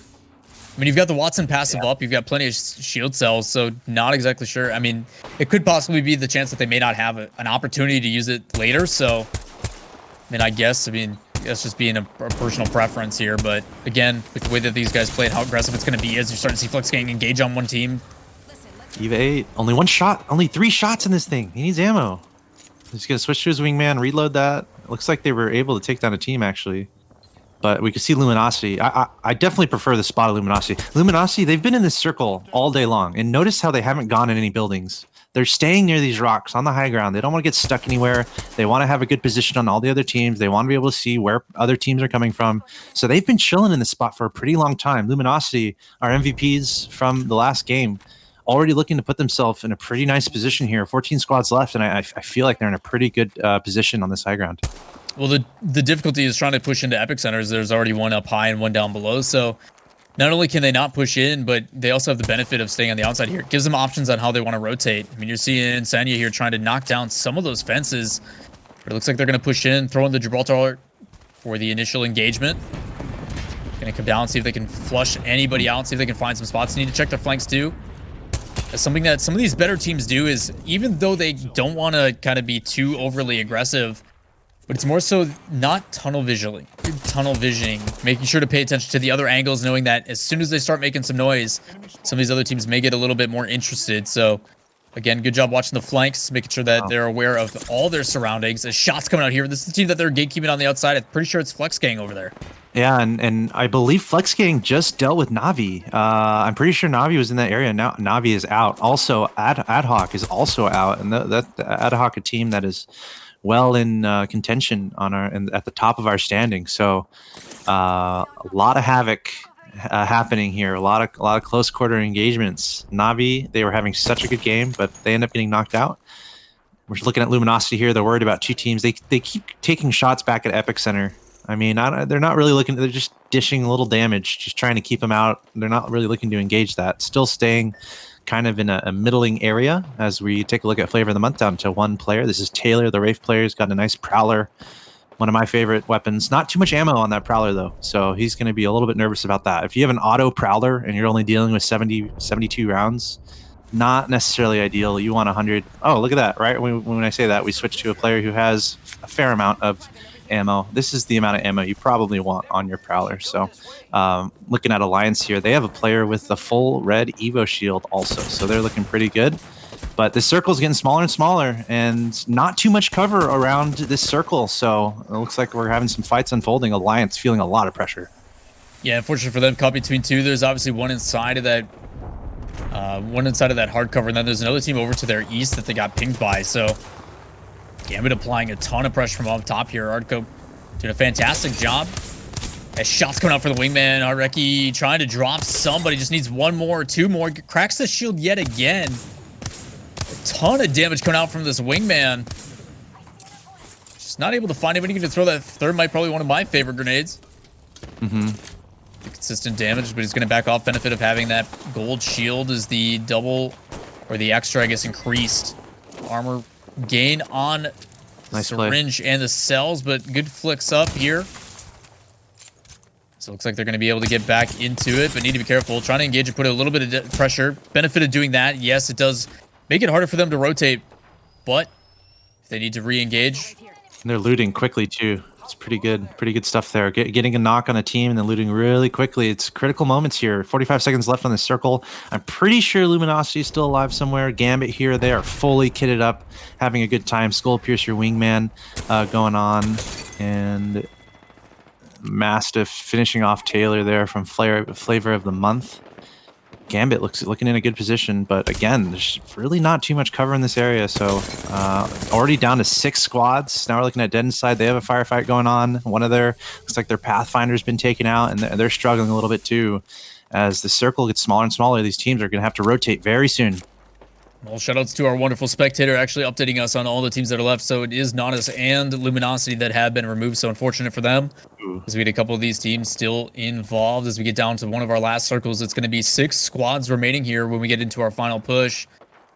Just trying to be careful on this low end, making sure that there's nobody on their backside. Going to have to move with the circle and hope that some of these teams engage on each other first. But as soon as they rotate in, shots coming from up top. Going to see a Gibraltar shield drop down. Going to be able to use that bubble. Can he pop it? Weave back and forth. Gets the Pathfinder, able to get the grapple, but doesn't matter. Ends up knocking him down. So well played here on OS. What is he doing? And they get the last one rotating in. Shots go down. Drops another one for Disbelief, but he's actually removed. It's going to be up to Sandy. Can he get the last play? Can he use his teammate's shield? But it's not going to matter. Just overwhelming pressure from every angle. And FlexGang, the one on top of this building, has the high ground. Wow. So many teams Mastiff trying to find on the backside, drops another one. FlexGang, they've got 2 players now with full red Evo shields. They were in a great spot. And look at this. They're just picking them off. And that's it. FlexGang, the kill leader, they had a ton of kills. I almost think they did a little better than Luminosity there. But that was a situation where they just found themselves in the perfect position. I think they might have been the ones that took down Luminosity up at the top. And then every other team was pretty much trying to run in. And everyone was trying to shoot at the teams running in. And FlexGang there, ready and waiting to just sweep up the remains with full 2 red Evo shields. Honestly, that didn't feel like it was too much trouble for them at the end. No, it was fantastic positioning. I ended up calling the top of that cliff a building for some reason. Just one of those things that just word vomit, I guess. But yeah, I think it was a lot of their positioning. Obviously, there was a lot of teams on that low end that were trying to rotate in. And as soon as that engagement goes down, the teams that are having that high ground, that are in the circle very early on, as we take a look at the highlights here in game 2, just kind of have that advantage. I mean, Nautis started off really well. They needed a really good performance here, but kind of got in the midway point. But again, this fight was kind of the exact thing you want. I mean, they good triple take shots here from Claws and then drop one down, the rest aggress, and they end up wiping a team. It's just, when there's multiple involved and third parties are happening, it's just very difficult. I'm actually surprised FlexGang was able to get out of this position. I mean, you had teams kind of watching them from up top. They, secure those kills towards the bottom, then they were able to rotate through. So a little bit more patient play for them, able to pay off, but This is kind of the difficulty is, I mean, you have all these teams in this last circle. I mean, there was what, 6 or 7 going into it. And as they all rotate in, the team that benefits the most Flex Gang. Very aggressive, well shielded, like you said it, with the 2 Evos fully maxed. Yeah. But they just overwhelm this team with no cover. Nothing they can do about it, man. It's just overwhelming pressure with Mastiffs. Yeah, just great positioning. That's pretty much all that was at the end of the day. They had some good fights to get into that position, but then at the very end, they were the only ones kind of on the high ground, as you said, and just waiting for the other teams to come in and keep an eye on that. But we saw an awesome play from that Gibraltar at the end. It was actually pretty nuts. He was leveraging the zone to do damage to his opponents. We saw him throw down the dome, do some sneaky ninja moves there. The agility from that Gibraltar was very impressive, and it's moments like that where it's small things that you're doing, but literally in that space of time where we saw that Gibraltar like doing those crazy moves and staying alive just a little bit longer, I'm pretty sure that gave his team like 2 or 3 more spots in the overall setting there, because every team was getting knocked out, and if you can stay alive a little bit longer, you might be able to outlast another team. Yeah, a lot of interesting stuff. I mean, you're seeing the differences between the players and the options of what they can do with those kits. And Gibraltar being able to use that bubble to the best of their ability is one of those things. So a little bit of jiggle peek here or there. It ends up paying off for him as he's able to get a little bit further. But unfortunately, Flex Gang, high ground, able to take the victory here in game number 2. But we're going to go to a quick break. When we come back, guys, we're going to have a little bit of updated of the matches. And then we're going to jump into our last game on World's Edge. Don't go anywhere.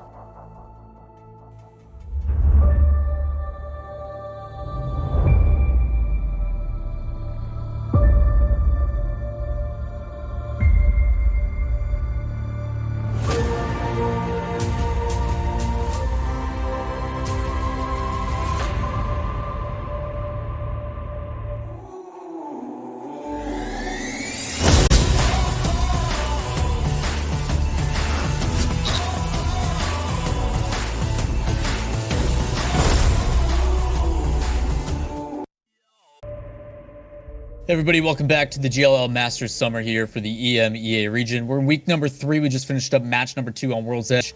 But before we get into our next and last match for World's Edge, we've got an updated look at the scoreboard. So we're going to take a peek here right away to keep you guys up to date here at round number 1 as we look at match 13 overall throughout our 3 weeks.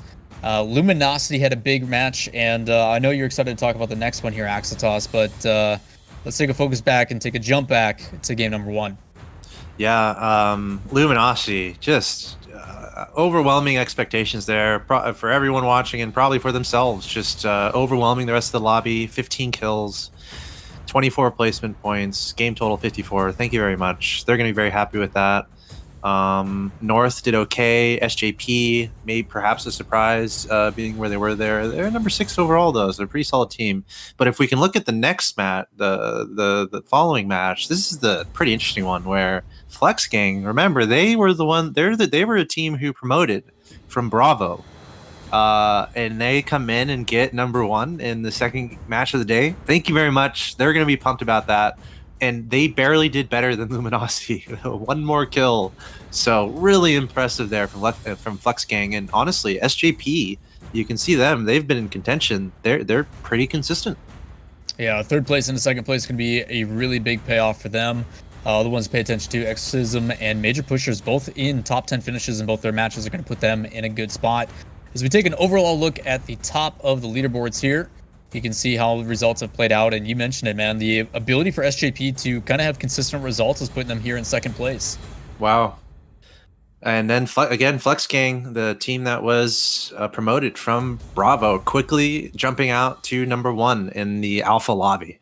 So the question is going to be, we still got 4 matches left, so still a lot of Apex Legends to be played.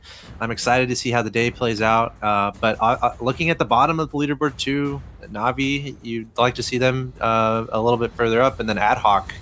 They were in contention overall, so they probably want to have a better day. And I would also say North at number 11. They definitely were not wanting to be there after the first two matches. So still a lot of room to maneuver here, and this leaderboard might look drastically different by the end of the day. Yeah, I mean, the ones that you're kind of paying attention to at the beginning of the day, I mean, overall standings, if we're talking about, of course, an accumulation of all the weeks, Ad Hoc, North, GSD, Triumph, and Gambit were our top 5. And you're looking at where they're at now. So still a lot of Apex Legends to play. We still got 1 more match here on World's Edge. So I guess I'm asking you, Axtos, what are the things that some of these teams need to focus on to make sure that they are getting to? What are the things that are working? Yeah, so safe play is critical. This game isn't necessarily okay, go find the fights and take everyone out. Sometimes it's really better to play really safe play.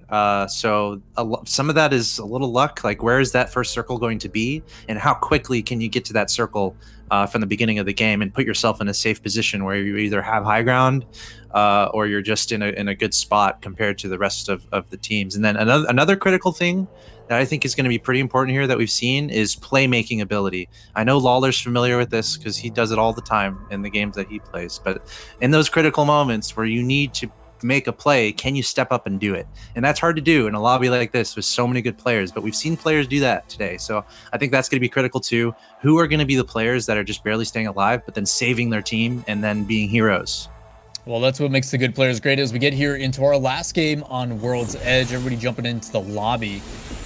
You mentioned it though, and I think you hit the nail on the head. Is yes, there is those moments where you're going to find yourself in a tough situation. We saw that in game 1 where Luminosity back against the wall, able to clutch up and bring it all the way to the finals. Those are what make the good players great. So curious to see if we can see that again here when the pressure is on. Going to need some bounce back from players and teams like AdHoc, but jumping on board with our winners from last game in FlexGang, who had a 17 kill game. So very good performance from them, getting those double points for it as well. As we're going to see these guys drop down and a Mastiff already in the hands. Yep, heading to that geyser area. Now it looks like we're switching on over to Purge, who's hanging out near the tree. So this is the moment where we just see who's going to be dropping close to each other. You know, you're just dropping, trying to find your weapons. Don't necessarily want to get a good or a big early fight. But look at this, FB here. Somehow they're already like completely looted up. I remember last game we were watching teams that were still on gray shields with like 10, 15 teams left. And now we see FB just dropping on a couple purple shields, triple take. They're feeling good, so they might look for an engagement here. Looking at a team, getting a knock, and it looks like that's Purge over there. So FB, pretty good start so far. Let's see if they can finish off this fight. Yeah, unfortunate for Purge. They've been on the receiving end a couple of these early entries. Ooh. As a good entry frag here from Drac, able to drop down one, which forces the rest of 1907 to go in, and just like that, Purge is out again. Last game was 19th, this time it's 20th. Unfortunate on the receiving end, but there's another team nearby. Taboo actually ended up getting knocked and removed.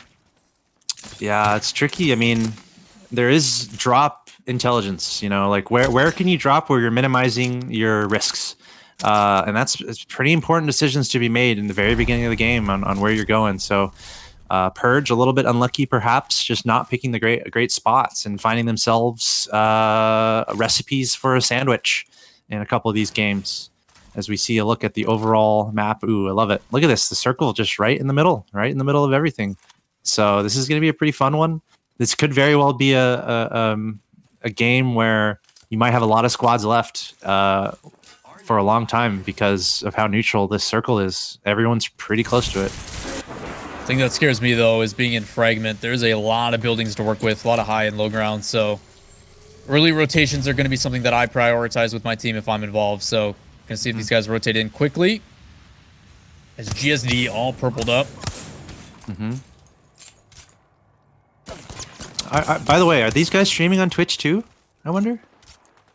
I hope so. Cool. Then people watching, go check these guys out. It looks like these guys have got the Twitch ID in their handle, so might be able to get another perspective. I've quite honestly, I've been busy here, so I haven't had the chance to go and watch, but I'm pretty sure some of them are streaming, and the big benefit to that too is you do get to hear some of the team comms. So plus you can support your favorite players, which is always a beneficial thing. So for the guys that are putting in the effort, I do highly recommend. But again, we appreciate you guys all here choosing us to come and tune in and watch the tournament. So you can have a lot of third week here at once too. Multi-stream, Twitch fanciness. Oh, purple shields everywhere. Teammate, take this. Take this, teammate. Sir Well, Dell. I mean, I assume you know what he's doing. He's taking off the shield so it doesn't take any free damage. He peeks outside, and then if he gets knocked, he just comes back in. They revive him, and he's got a fully shield. So Yeah, they got the bonus of the Watson ult as well. So just chilling in this building. Now we're looking at Flavor of the Month, all blued up. doing some fancy take the water up and carry on. A little corridor here, so they're gonna have to be cautious coming through this area. There could be other teams watching this entrance. Let's see if they encounter anyone. Pathfinder has his zipline available. See if he decides to deploy it. Could be a good spot to use it. They still have a fair amount of distance to traverse to actually get into cover. Now we're looking at Luminosity. They've been having a good day today. Looks like they are hanging out in one of these fragment buildings, well within the circle. So looks like they're relaxed for now. A lot of people, like I said, early rotations in a fragment don't want to be the ones caught out without any high ground or any hard cover, as there's a lot of open areas around. I think Navi here is right above that team we were just watching, so look out. Kind of holding those angles, making sure that nobody catches them off guard. I mean, you can already see the Watson fence is placed, so if they do get pushed on, they're just fine. So, yep, there's Luminosity literally right below them. Luminosity and Navi right next to each other here in this building. This is pretty common, though, especially in World's Edge with all these buildings, is you're going to see teams all on top of each other in multiple floors. It's just kind of a given, especially in fragments. So, curious to see how long this one's going to hold out. I don't think they're just in the circle. I think they might be on the right outside for the Pathfinder early shift that we got with his passive. But I'd have to double check when it pops back up. So, okay, both these teams may have to rotate. Either way, dead inside that next circle. So, in a pretty good position here. Find themselves some hard cover. Need to be careful, though, as shots are coming out on his teammates. Gibby, run. Oh, run. Okay, he got through the door, shielding on up. Man, he took a lot of shots there. You don't want to be the guy getting dropped when you're out in the open in this situation where there's 19 squads left. We're hearing some shots across the map. We're hearing some echoes. Looks like these teams getting more and more condensed. Really getting a head start on the next circle, though. Pretty much all these teams are already in the next circle beyond that bigger one. So still 19 squads left. As I said, the circle in a pretty neutral location in the map, so pretty accessible for everyone. It might be a game of chicken for some of these teams that are right on top of each other. Who's going to hold their ground? Who's going to make the run for the next circle? Or will they decide to engage each other? And again, we've said it. It's hard to make that decision to engage when there's still so many other teams still around in the match. Well, the two teams that were on top of each other on the southwest of that western side of Fragment are in the next circle. So it's going to be a little bit before they actually have to force anything. So going to have to keep our eyes on that as Triumph. We jump on board, just trying to hold this angle, use that cover while they can. Just seeing if they can find anybody. Okay, I have a random tangent that shouldn't take more than 30 seconds, but a question for you, Adam. Yep. I miss the zombies in the BR games. What would you think about some sort of neutral, maybe super slow zombie? I don't know what it is, but something else, either in Apex or something. No, get rid of it. Nope. I miss it, dude. I miss maybe for like casual queues and stuff, but I mean, if you're talking about competitive, I don't want anything like that. I hated that. Even if it's super like slow and just a little annoying to stop the camping. Nope. Even with like red zones and stuff. I mean, you're telling me like in competitive play, you're rotating in a circle in like PUBG and you just get hit by a red zone and like you're just unlucky. I don't want that. I want to remove as little as luck as possible from the competitive scene. So, hard pass for me on that one. If I'm gonna lose, I want it to be to someone. What if it's all like positioning? The dragons like just taking little nips at you if you're still? You know, dude, you go make your BR. Axel, you go make your BR and you'll let me know how that goes, okay? I'm just throwing it out there for fun because I know people remember the original Arma mod. That was the introduction to BR. There was these really slow zombies that you had to deal with. So, but neither here nor there. I just wanted to introduce that for fun.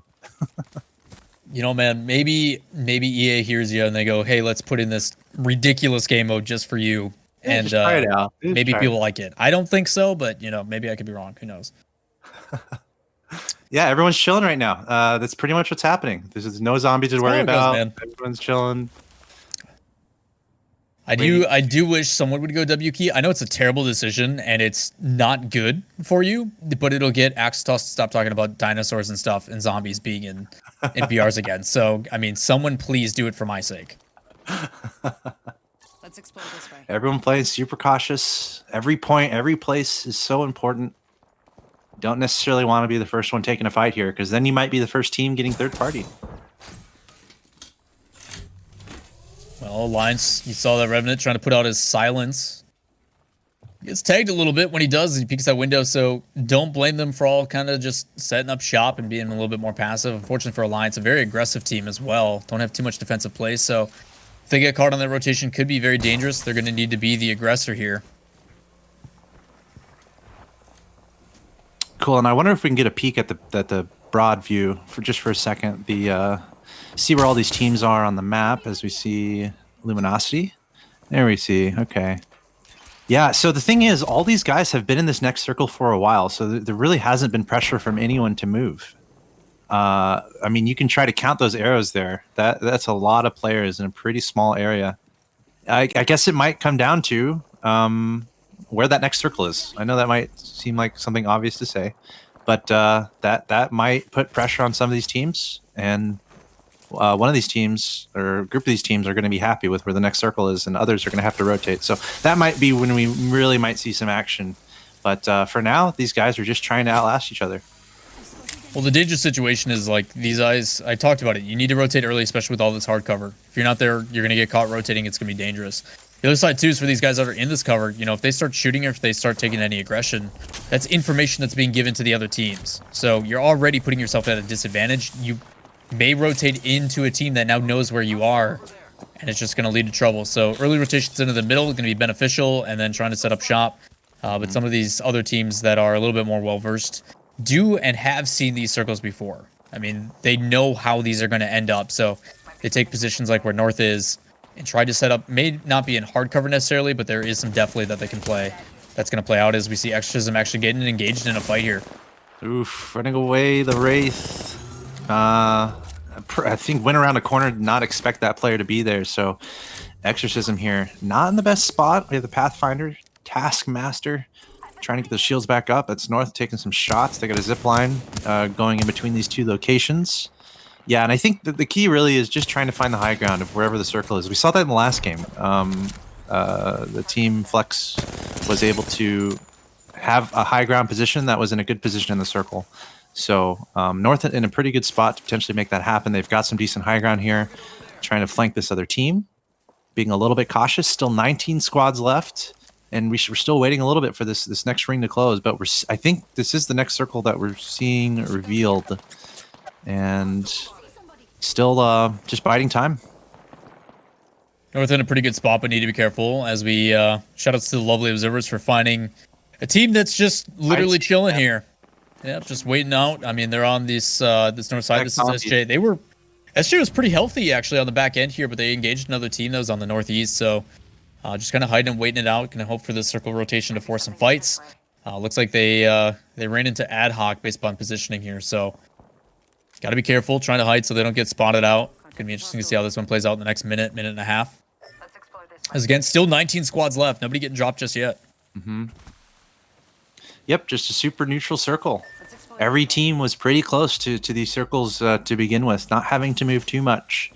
A little bit of mutual respect from some of these teams too. Maybe taking some shots. We saw at least one player down on one team, for example, but we're not seeing any real established firefights. It's been a while, but now, let's see, we got about a minute left for these movements to happen. We're looking at ad hoc here, moving around the corner. Now we're looking back at Na'Vi. They were close to Luminosity a little bit earlier. I'm not sure if they're still above them now, but they are in this fragments area. There's Luminosity. Pretty close to each other for sure. Yeah, in the adjacent building, but again, both these teams making that early push. That's what these better teams do. The ones that find themselves towards the top is they recognize that we don't want to push through an open field. We need to get to this positioning quickly. And sometimes when you do that, yes, you do run into another team, but that's a risk you have to take. So luckily for both these squads, they're able to find an empty building. There may be some in the building up above them. And you can see that as Rugby end up here taking a peek on the stairs, does spot out one. So information out here, as we may have an early engagement. The difficulty of this one, though, is the longer it goes on, the better chance for a third party, but a shot in the face with a wingman. Showing what that skull piercer is all about. Yeah, but that might be a third party. Again, there's a lot of teams in the area, so you're opening yourself up. Even if you're taking the first shots and getting some nice hits, you're opening yourself up for other teams to have their ears perked up a little bit, and they're like, "Wait a second, I hear some fights going on." So, again, there's a lot of teams in a condensed position, so we'll have to see who's going to make that decision to go for an engagement, and then what kind of third parties we see. For now, we're seeing Ad Hoc take some shots down below, catching a team off guard pretty dramatically. See the advantage of the high ground.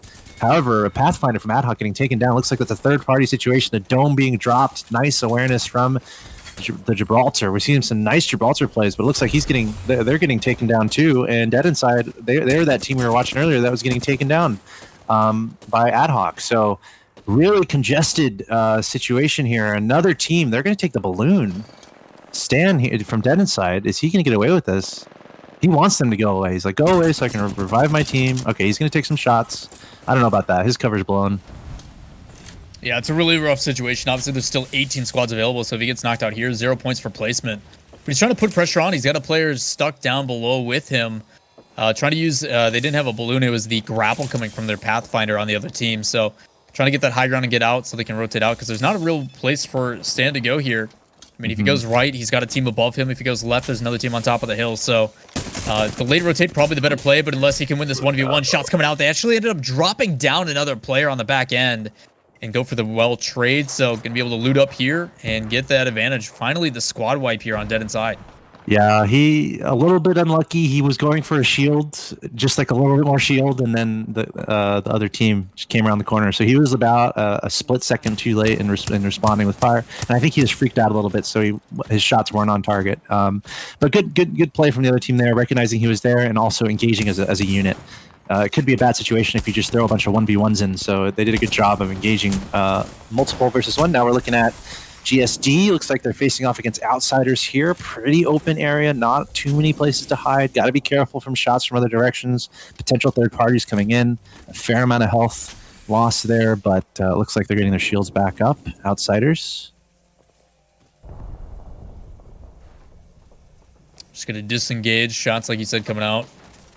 So what a lot of these teams do is they push forward with that Wraith portal for information. If they start losing the fight, they use it to just back out immediately. And then at least they have a point where they can just kind of focus their fire on if the team decides to aggress. Either way, nothing going to show from it. This team's back on. We jump over to the top left of your map here with Cooler on the northwest side. A lot of teams, as we saw, kind of just sitting in that area of ice towards the epicenter. Iron Sights again here, this time from NXGHZ on Team Vibin. Evo Shield, almost not too far away from Red. He's got to do 250 damage to get to that point. Taking some shots. I believe this is kind of where Ad Hoc and Luminosity were, so looks like it's Triumph being taken out. Another team coming from outside the circle. Got to be careful with that. It's got a portal nearby. Going to jump up to the high ground. Quite a few teams around. It's getting pretty condensed here. 17 squads left. We're seeing a lot of action in that kill feed in the top. Cooler dealing with some fights. Got FB dealing with some fights. Flavor of the month, and it is just a kill feed frenzy. Good luck keeping track of all that. Yeah, shots coming into the kill feed. You saw it on Vibin as well. They ended up trying to rotate in, but it didn't work out. Very difficult situation with the way that circle ended up playing. He had that backwards cover on the bottom half, but ended up pushing a little bit too forward, so ended up having to push out, find someone, has finalized the last one left, does find the last person on the other team. It's a Wraith trying to use this cover, just trying to land shots. The other player's not even taking shots at all. Don't know if they don't have ammo or what's going on, or just trying to bait it out, but ends up bobbing and weaving with Alliance, and then a third party comes in and removes them. So unfortunate for Alliance there. Able to survive and let the third party happen, but then gets removed himself.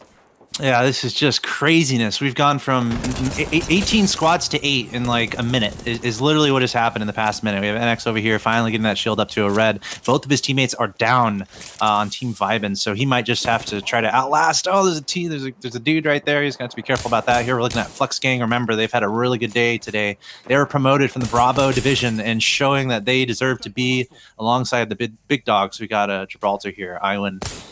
With the wingman, 0 attachments on the wingman and only 15 shots. So ammo becoming a little dire, and I'm wondering if that has to do with how close all these guys have been. Not a lot of ammo to go around. No, not a problem here for Hideki from Gambit. Plenty of shots in that wingman. He's got that Skull Piercer extended mag. He's going to be in a pretty good position. Looking at North here, another player, RPR, with a wingman and that nice Skull Piercer, taking some great shots. Look at that. Thank you very much. Those are some Lawler shots right there. Headshots every single time. Very nicely done. And North in a pretty good spot. We talked about it. Kind of finding this high ground, not really constricted to a building. No one really on top of them or below them. So North in a pretty good spot and also pretty well into the next circle.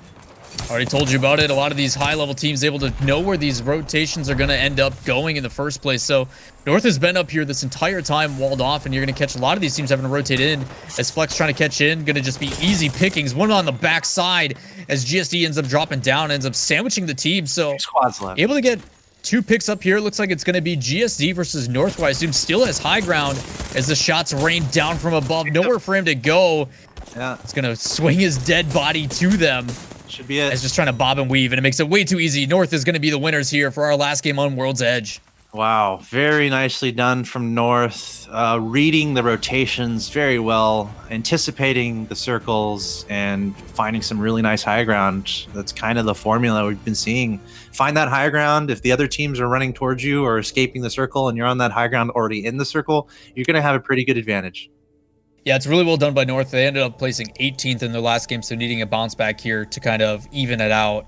And a victory is going to be better than what they've imagined. So a lot of, I guess, really good decision making on the end of North, where rotating very early, deciding not to go for the hard cover in a place like Fragment. They go to the middle of the circle, they take the high ground with some Deflade, and they set up shop. I mean, Watson fencing, they've got plenty to work with, and it ends up working out in their favor. So again, the game knowledge and being recognizing of these circles that they've seen previously and taking full advantage of it. And then at the end of the day, they still got to land their shots, and they do exactly that.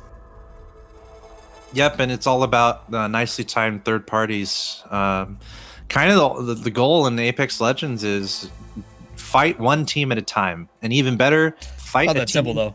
Right, but it's a goal. I mean, fight one team at a time, or fight a team that is already getting fought, right? Or you're the one third party. So North putting themselves in a position where they could do just that, and that, as you said, that's a result they definitely needed as we were about to cycle to Kings Canyon.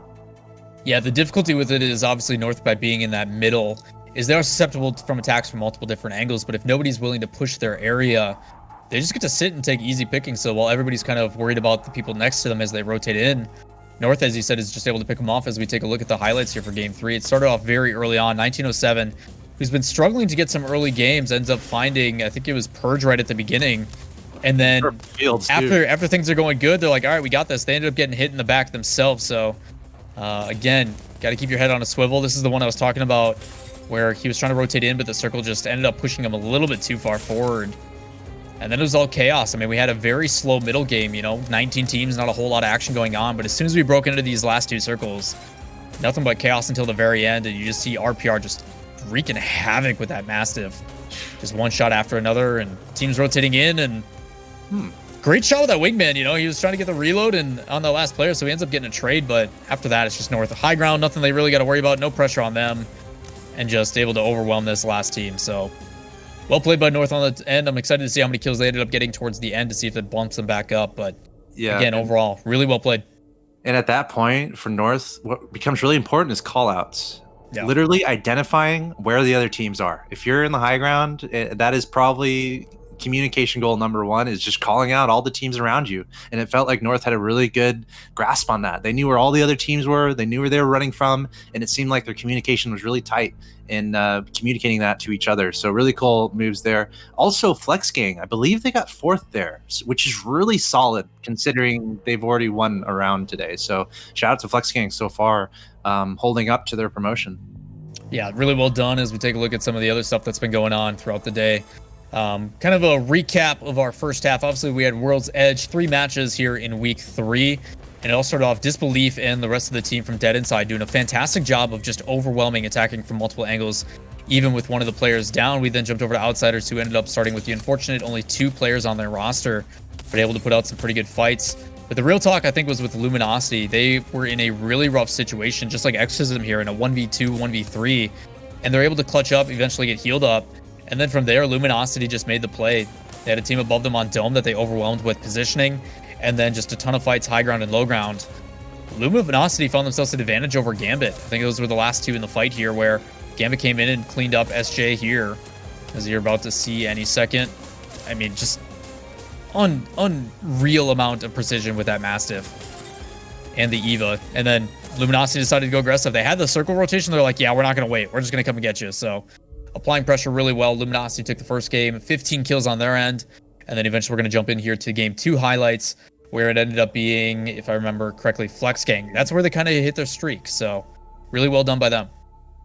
Yeah, and the shotguns on full display there from almost every team in that first game. As we jump into the game 2 highlights, started out with Navi finding a nice opportunity here in the tunnel, able to take down that team without too much trouble. Navi would have a really strong start, but unfortunately for them, they would end up getting knocked out, I think, amongst the first 5 teams. But I think they got a fair amount of kills before that happened. But the story of game 2 is all about FlexGang. Yeah, they just did a really good job. I mean, we've been talking about a team that was, like you said, recently promoted from the Bravo division, moving up and trying to make a name for themselves. And that's what a lot of these teams are doing, especially when they can provide a different dynamic to how things have played out. I mean, we talked a lot about Gibraltar's bubble there and how he's able to bob and weave with Disbelief, who's, I think, been making a fantastic play for himself across all these matches. Anytime I see him on the screen, he's been performing really well. So, but again, high ground, good positioning. Again, the king of everything here, especially on World's Edge. It's just so crucial to make sure that you're in that zone as early as possible, so you can make sure you can kind of gatekeep to the best of your ability, and it ends up paying out here for FlexGang. So they back it up. Even though Luminosity had a big frag game in game 1, game 2, 17 points, and then we jump here into game 3. We kind of took a peek at this one, but as a reiteration, you know, 1907 recently promoted, been having a little bit of difficulty, and it looked like they were going to start off in the right direction. You know, they got a couple early kills and just all that noise being made, they get dropped out, and then from there, it's like I mean,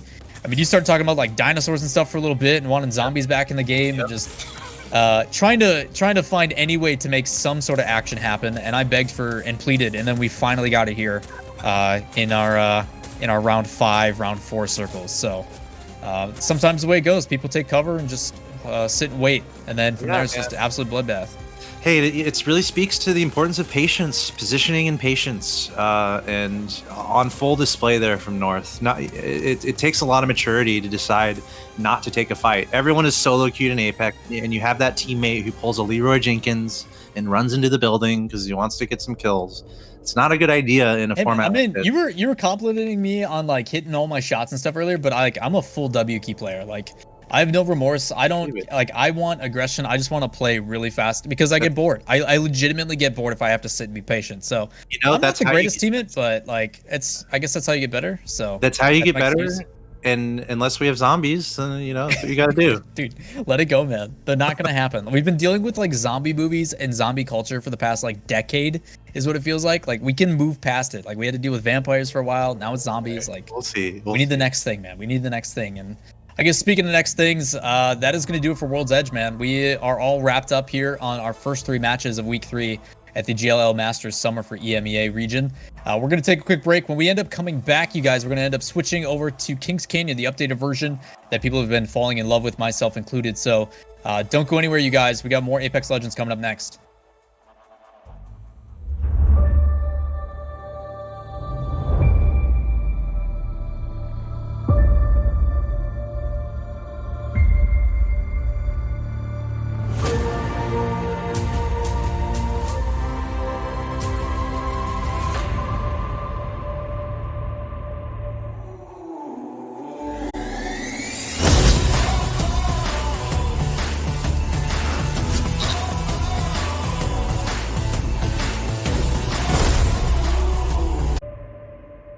Hey, welcome back everybody to the GLL Masters Summer for the EMEA region. This is week 3. Lawler alongside Axetos calling the actions for you guys today. We ended up just finishing up a match with game 3, the last on World's Edge, where North ended up taking the victory. We're going to hop into the scores right away now that we've got those all updated for you guys to see how that action went down. And as I mentioned, North up on top, dropping 10 kills and getting 44 points. Yeah, pretty good. North, even though, sorry, is this just from the last game, last match? Yep, this is game 3. Okay, got it. Yeah, so North doing exactly what they need to do. They didn't have a great, they had like a disaster of a game in the match before this. So absolutely essential for them to do well there. Na'Vi has been close, it feels like, to having some good games, so it's cool to see them get a nice third place. And then FlexGang staying consistent. Let's go. I'm a fan of FlexGang right now. They came from Bravo division to now be in the top 4, like in almost every game. Yeah, they've been playing really well, but again, obviously we're focusing kind of on the specifics, but as we kind of look at the big picture, we're going to jump in and take a look at the Alpha leaderboard for the Alpha division, and you can kind of see how things have been playing out for everybody. So the big ones to pay attention to, obviously the guys at the top that are performing game in and game out. FlexGang and SJP2 have been the ones that have been big surprises for me, but the ones that I'm paying attention to at the bottom, Adhoc, are overall leaders. They are #1 in everything up to this point. They find themselves possibly being demoted down into the Bravo division. Yeah, we got some parity in the EMEA region. Can a team run away with it? The answer, not likely so far. Adhoc, they still have time. Look, they can come out and just go crazy in these next 3 matches, and they're probably capable of doing something like that. So I would say Adhoc definitely looking to make this next match a momentum changer, as we're looking at. I believe these are live results from the Bravo division. This is the division where if you're in the top 5, you get to be promoted to compete with the top 15 from Alpha. Yeah, the big story for today as we take a look at the Bravo division has been Lava City Boys. Game 1 and Game 2 both getting victories there. So congrats to them on putting themselves in a pretty good position here moving forward. But there's still quite a few in the running, even though they've got 2 victories and another placement, I think, was 11th. So they didn't get any kills on that one. But they ended up being in a position to put themselves ahead and are kind of sitting pretty. Obviously, 3 matches to go. As we take a look at the overall leaderboards, there's everything here I mean, you're talking all match 15, top 20. These are the ones that are going to matter when it comes into the finals. But you're looking at Adhoc, which started at a pretty convincing lead with a 15-point jump in first place. Now find themselves just shy of 30 points below North. So North having a fantastic day. Yeah, and North just won that last match. So this could be also a day where if North can take that momentum and turn it into some more top 3s in these next 3 matches, they're going to put themselves in such a good position. They are pretty close to being able to run away in the EMEA region. Looking at Luminosity too at number 6, kind of sneaking up. I think they're at number 10 at the beginning of the day. So Luminosity doing some sneaky advancements in the ladder. Alliance, I'm sure, are looking to improve a little bit. And then FlexGang all the way up to number 11 on that leaderboard, which is actually ridiculous considering they just came from the Bravo division. I talked about it back in week 1 that a lot of the times towards the end of week 3 is usually when you're going to start to see those gaps really start to bridge because of the disparity between the double points in Alpha and Bravo. So surprisingly enough, EMEA, it's been a lot of disparity like you're talking about, a lot of guys going back and forth in the I guess leaderboard. So in general, I think it's still anybody's match, and that's the exciting part. But let's look forward and jump ahead to the second half of today, which is going to be on Kings Canyon. There is a lot of players that generally prefer this. They are ones that they are a little bit more comfortable with as we get in here into our 4th match of the day. Obviously, we're going to jump in with North, our winners from our last match, but a little bit different here. This has been kind of the discussion that's been going on is, yes, it's a little bit closer, a little bit more intimate of a map. Players are going to engage a little bit sooner, which I know I'm excited to not hear you talk about zombies in this game personally, but there is going to be the focus of early rotations, and depending on with the the update that came out, I think it was season 5, with the adjustments to the elevation and everything else, it's a chance to kind of reset for a lot of these teams that have been struggling like Adhoc. This may be what they need to bounce back.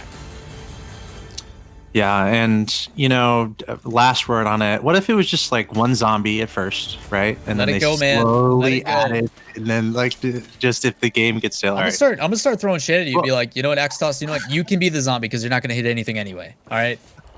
Start doing that. How would you like that? I love it, dude. All right. Let it go, man. Let it go. Bring zombies back to BR. Anyway, we're seeing Vyman over here. It looks like going with the Gibraltar Pathfinder Wraith. combo here, and already getting into a little bit of a firefight. As you mentioned, not as much real estate, so fights might be happening a little bit sooner. Also, maybe there's an element of people kind of choosing the spots where they dropped in the last game, but in this game, everyone's dropping fresh. So looks like they're fighting against Taskmaster and company. But otherwise, pretty interesting circle location all the way in the top left. That's pretty crazy. We're going to have a marathon for these guys that are pretty far away from that circle. And there's still like a lot of narrow pathways going into that area too. So pretty interesting stuff. Yeah, it's a really tough shift too, being on the complete top left. Like you said, a lot of people are going to have to take that wide rotation. On the other end of that, that is pit. So there is a lot of mountain area that people actually can't play. So depending on how it rotates, I think it ends up usually on the like southwest side, if I remember correctly. It depends on which one they're getting. So again, going to be interesting to see how it plays. A lot of people like to play that hill area on the top side, as we've got guys down in labs trying to loot up, seeing what they can get. A lot of sentinels and triple takes here to use.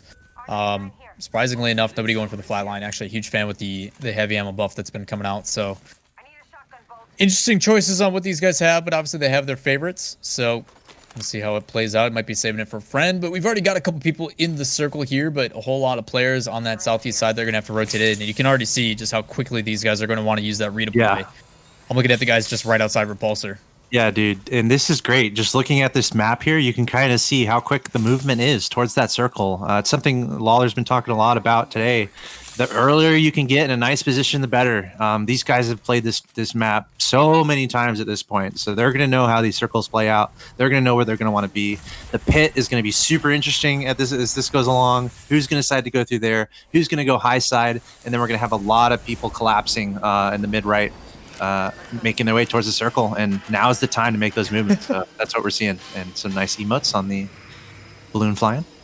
I think it's one of my favorite things about the fly-ins and the deploys now is the fact that they added those for people. So it just adds a little bit of personality. I mean, if I had to ask, talking a little bit more of the color side, is there like a favorite legend that you have? Mine used to be for the longest time was Mirage, just for personality reasons.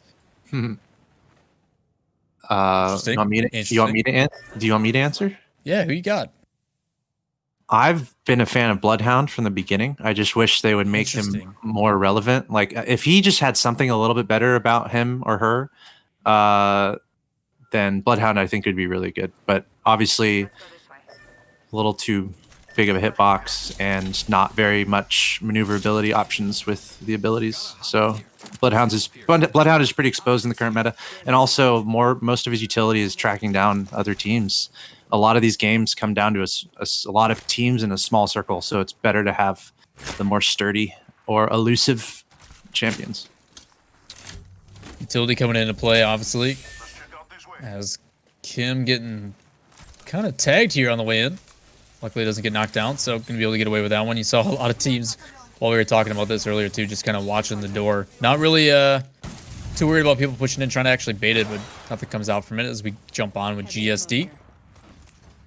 Team that's been pretty solid overall today. They came in as 3rd overall, and as of today, as we saw, the updated standings have kind of pushed roughly the same area, dropping down, or roughly in the exact same spot. So keeping it pretty consistent for themselves, which is good to see.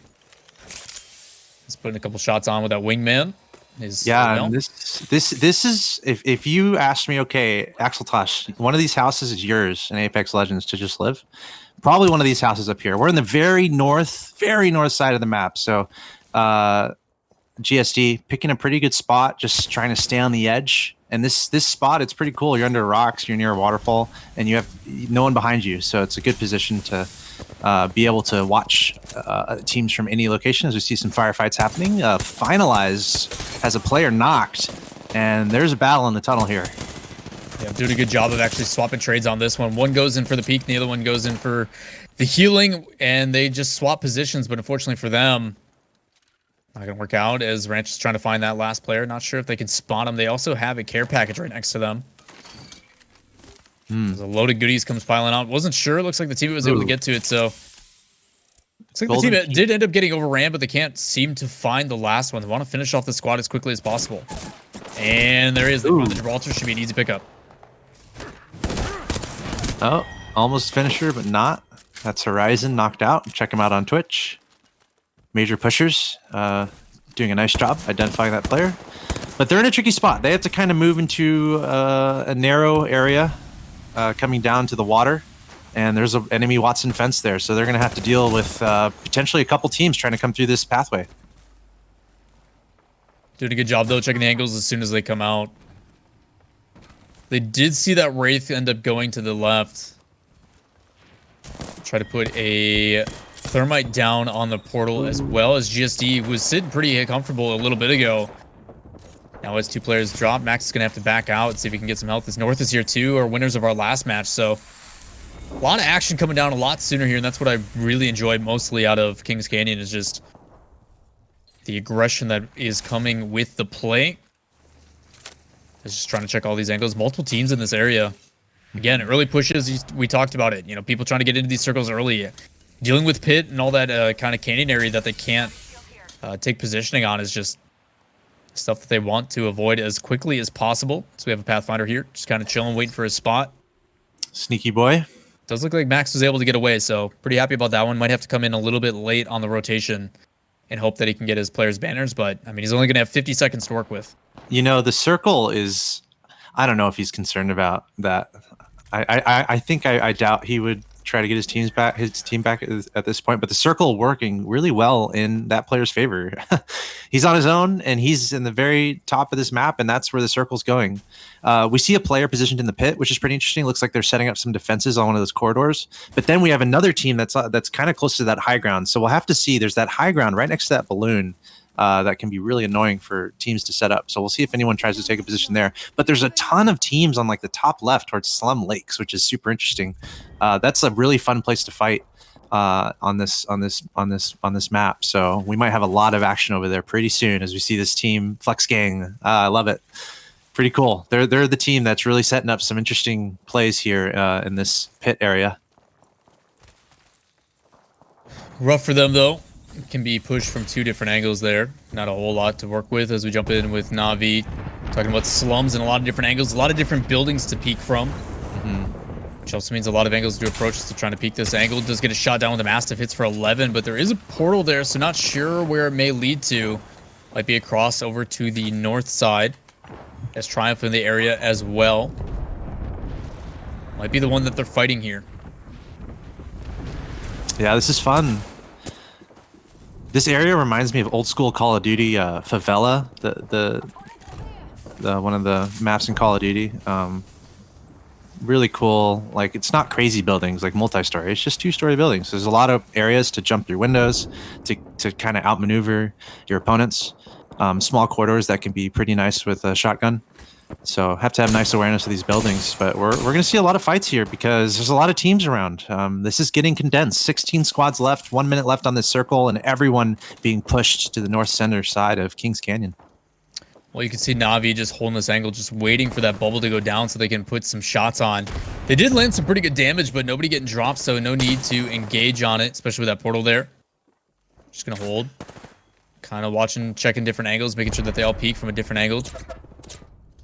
But just nobody willing to take that chance every time. I think it's Triumph over there possibly that's been taking those peeks that just is getting popped pretty heavily. So just going to wait it out. No need to force it. Let's jump over with Flavor of the Month. Team over to their east.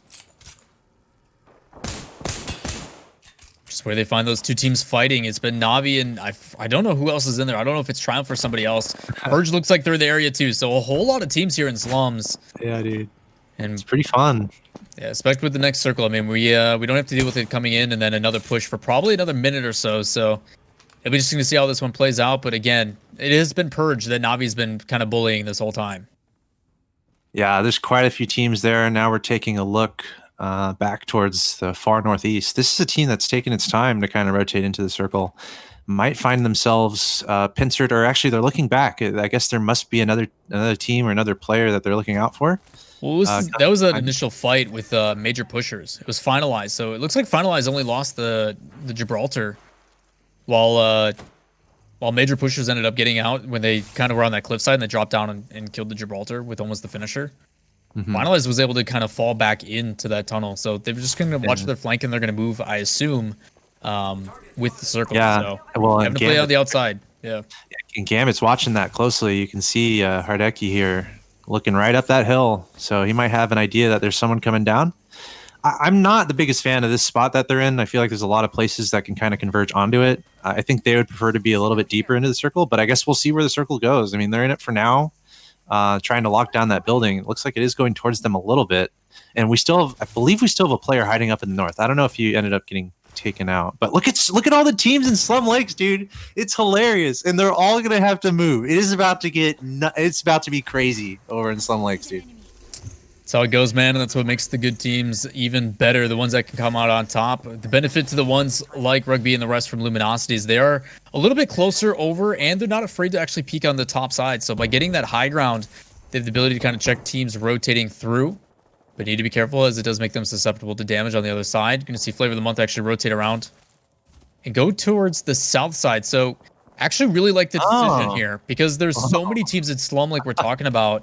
They generally have an idea of like, okay, there's got to be a ton of teams here, so let's rotate the other way, kind of avoid it.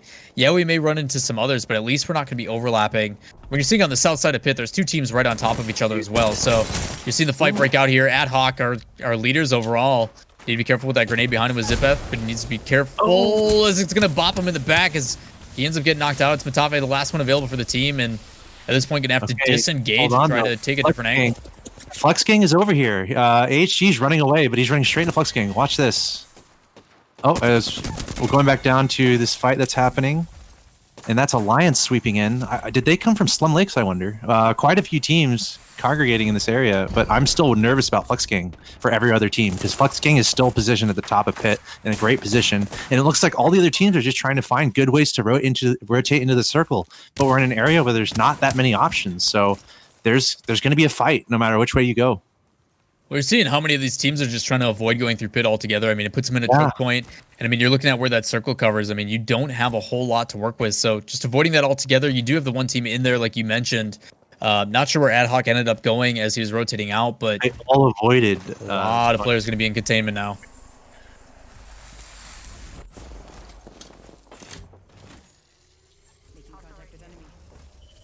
Jumping back with Alliance, another team right on their heels.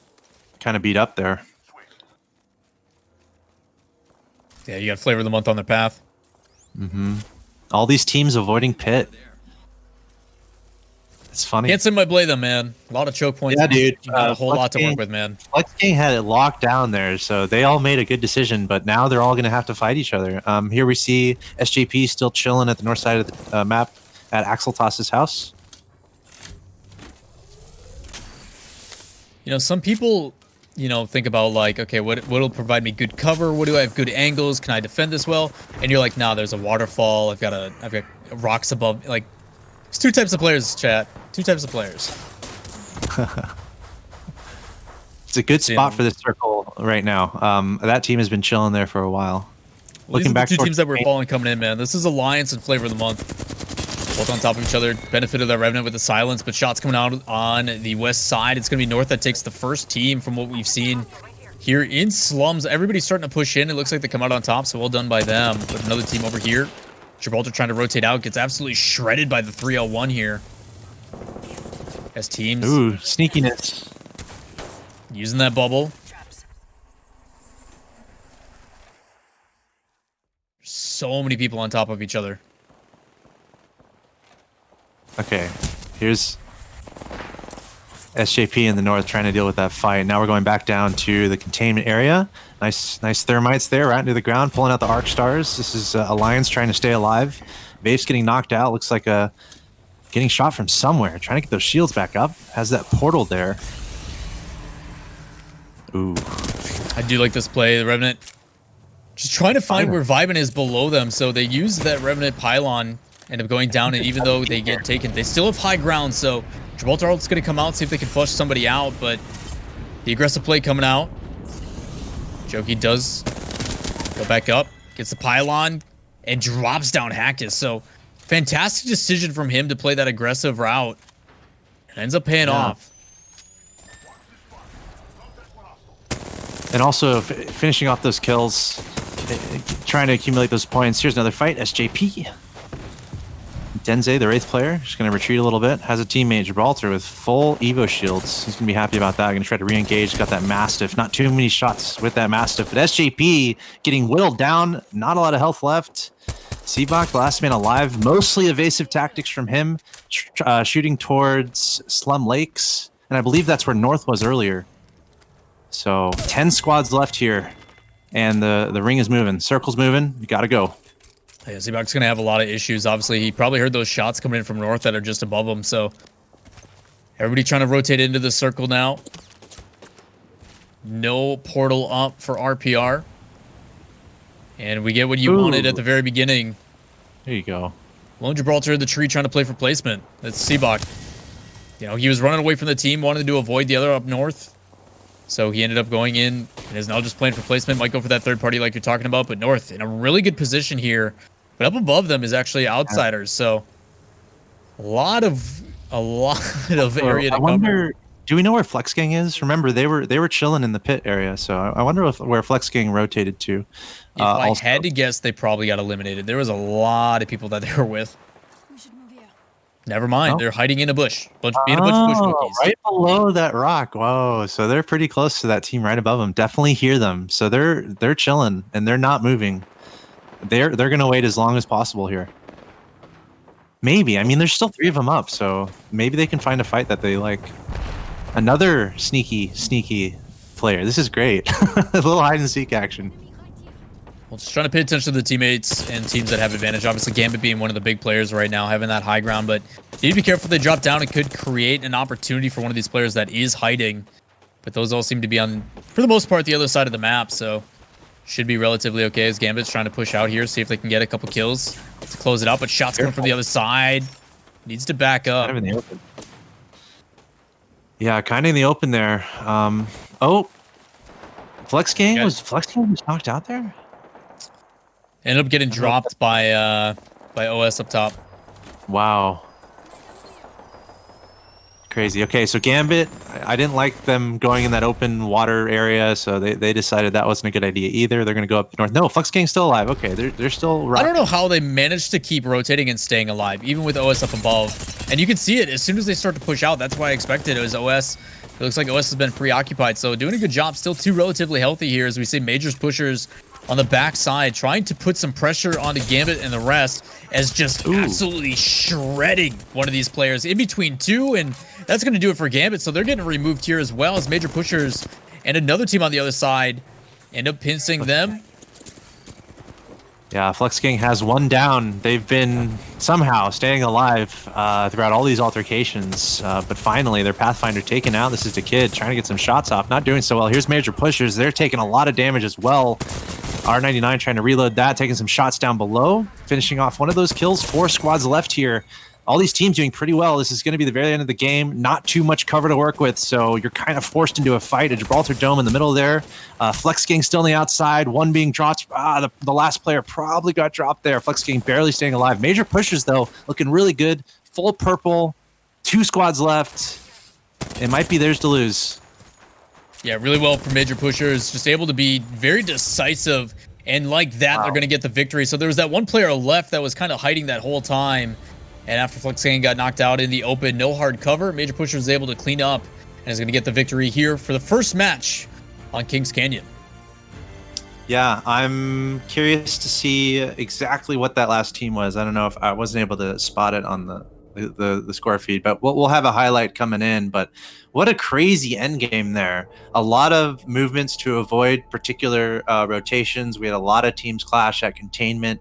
And then the final circle there, just in a really open area. So there wasn't any circumstance where you're all in a building and you're on different levels. Everyone was kind of opened up to each other.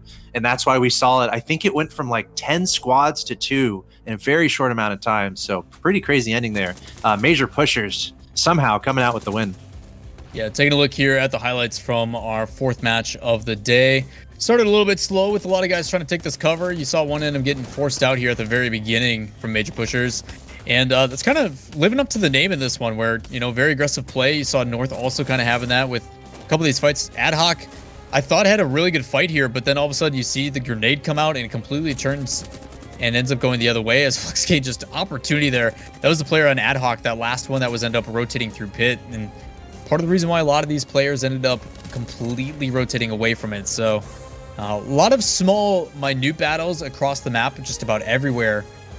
And then the ones that were left over that were able to get away ended up going and hiding for a little bit, trying to get some placement. I'm still curious, like you said, to see who that person that got second was, as it was a remainder, but Major Pushers just had good positioning, very decisive fights, and was able to clean up, getting a lot of kills here in the end. Yeah, North getting taken down, looking at the kill feed. I'm just keeping my eyes locked on that kill feed right now because so much action's happening. Looks like Major Pushers. It must be FlexGang. It actually was. I mean, FlexGang was either second or third. Like, we know that for sure. So there was three of them on the other side. I don't know if they got dropped down or. But that's why we have.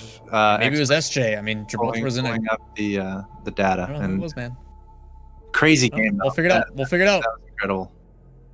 Well, good stuff all around. That was match number 1. So, don't think we have the scoreboards available just yet. So, because of that, we are going to take a quick break. When we come back, you guys, game 5 here, second one on Kings Canyon. This is the GLL Master Summer for the EMEA region in week number 3.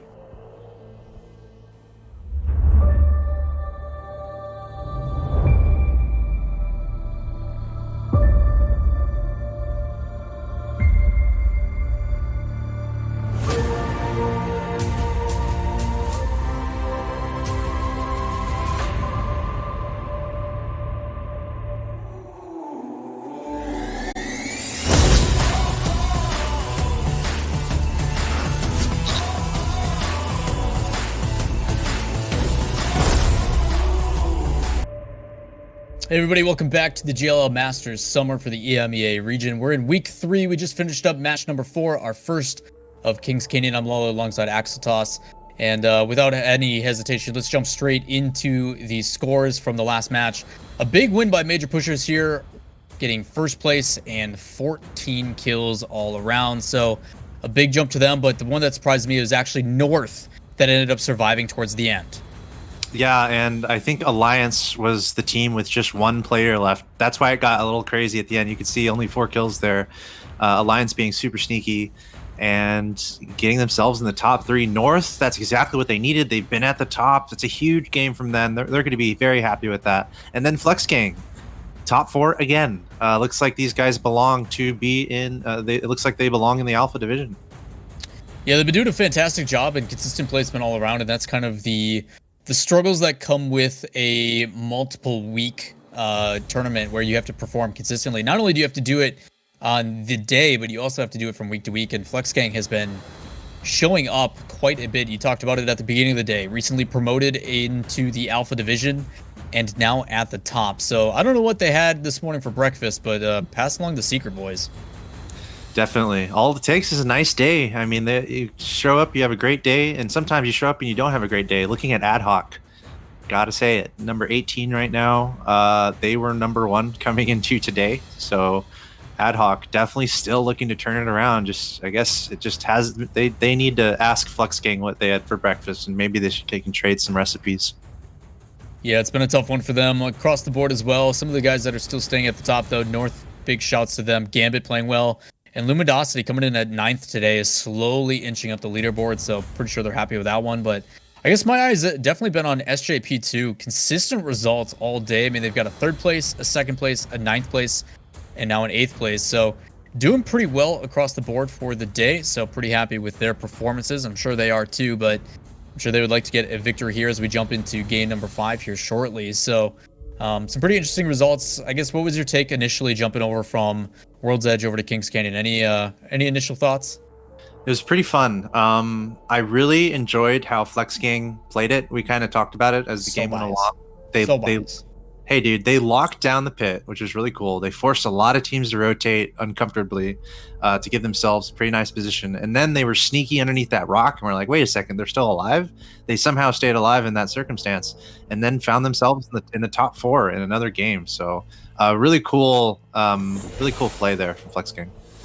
Well, we're going to jump in here into game number 5. The one that surprised me actually was Outsiders on the top end, where they ended up having that high ground, but were only able to secure actually 1 kill. So hopefully they get a little bit more involved. They got positioning down. They just got to find a way to get those frags. But Jumping on with Major Pushers, going to skate his way into victory in the last match, but can they do it again here? That's going to be the decision that they're going to try to make, as they are going to land on the northeast side here, all the way at the rig. Yep, of course, in the last game, we saw the circle focus itself on the northwest side of Kings Canyon. And a lot of teams had to run a pretty long distance to get there. And there were a lot of very narrow pathways also into that area of the map. So a lot of adjustments had to be made, so we'll have to see where the circle is. It looks like we do have it revealed. It's going to be in the south west side based on our mini map here. So still potentially a long way to run for some of these teams as we're taking a look at Vibin. Two teams in the area for Labs. Vibin's the one that ran inside. There was another team that was on the outside that was watching them, but decided not to push, figured it wasn't worth it. So looks like they're going to have this possibly to themselves. A lot of loot to work with, but man, water treatment is probably one of my favorite end places. There's a lot of open, a lot of high ground if you can get there in time, but that gap with the water in the middle is a rough one. So you get to see the really, really solid teams kind of perform well here. If they can get into that positioning quickly. But again, there's always that chance for surprise. The guys that are underneath that may come and surprise you. So as for the guys up in artillery, the guys in slums and stuff, complete opposite of last time. Going to have to make their big rotation this time, as we've already got a couple teams making their way. Yeah, and we have a lot of teams on the east side, northeast, that are going to have to rotate through the Hydra Dam. And it's not too much. Is GSC chasing one guy down right now? Might be. I'm always the one who gets chased down in this game. It's like, leave me alone. It's a zippy boy trying to get out of there. He should be able to escape. Some of these Pathfinders are crazy with the movement. No, he's dropped, taken out. Oryx. I don't know what he was doing over there. I'll be honest, from the outsiders. The rest of his team is so far away. Well, they got dropped on pretty early there in artillery and just decided to retreat. They're like, yeah, it's not worth it. Let's back out. And he just got caught. So the boys had a tunnel vision on him and ended up getting him dropped down. So unfortunate, they're going to have to play a man down this entire time. But they need to be careful. There is a team just to their left.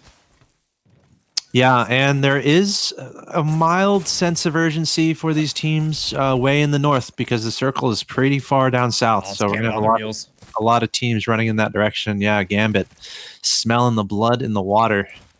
And I don't know what they're actually running in the other direction. They're running toward the west. And it looks like they're going to take the balloon here. Okay. Just trying to redeploy, get the south rotation as quick as possible. Obviously, a lot of ground to cover. Flying straight to the west. So going to try to go for a pretty wide rotation. Looks like Yuki from Cooler getting caught by 1907. And these guys are well in the circle. So not necessarily any pressure to fight, but looks like Cooler trying to situate themselves on the south side of the map here on top, finding themselves some high ground. Got a team right below them. So I don't know if there's 3 teams in the area, but we're having some early fights here, pretty deep within the circle. Yeah, 1907 had a relatively rough day. 20th, 17th, 17th, and 19th. Last game they did end up picking a couple kills. They ended up getting that squad, but then got third-partied, so kind of rough situation for them as well during their World's Edge games too. So got Purge in the area. There's 1907 here, and I think there's another one just on the outside as well. So a lot of teams already at water treatment is just trying to peek these angles, see if they can get a couple shots here. Yeah. He's just trying to level up that Evo shield. And here we're looking just to the west, northwest of water treatment. Looks like a fight between a couple teams here. Ad Hoc, remember, they haven't had a great day today, and they were number 1 coming into today in our standings, so they definitely want to have a good one here. Taking cover underneath this dome for now, and trying to decide how heavily they want to engage this team in this building. Matafe from Ad Hoc, he's actually receiving some fire, losing his health.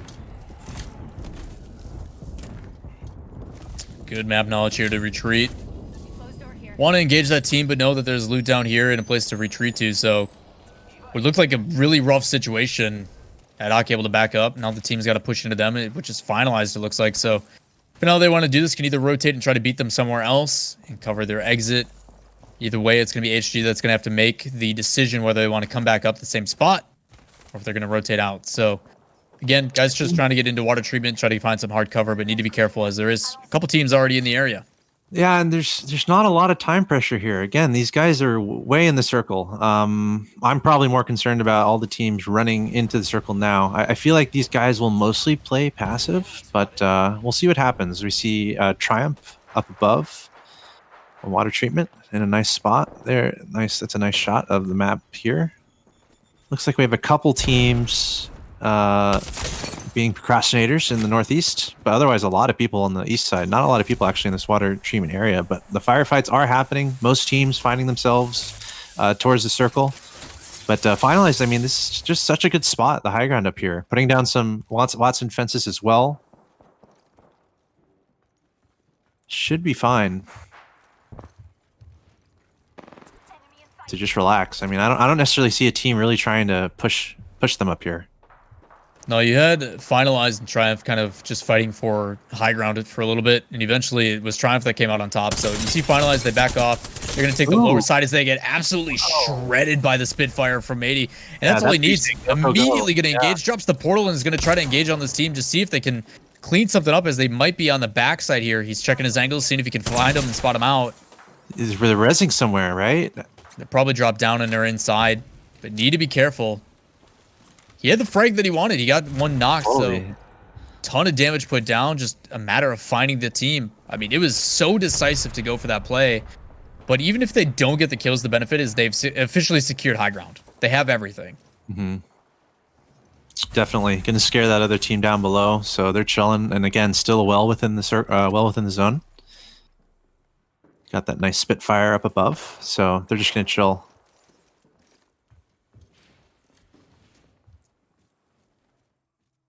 Okay, so here we're going to... I saw a lot of teams in this area when we had that shot of the map, so look out. Still 20 squads left, by the way. Yeah, I'm sure a lot of teams towards the bottom are actually happy that they haven't been kind of pushed out right away.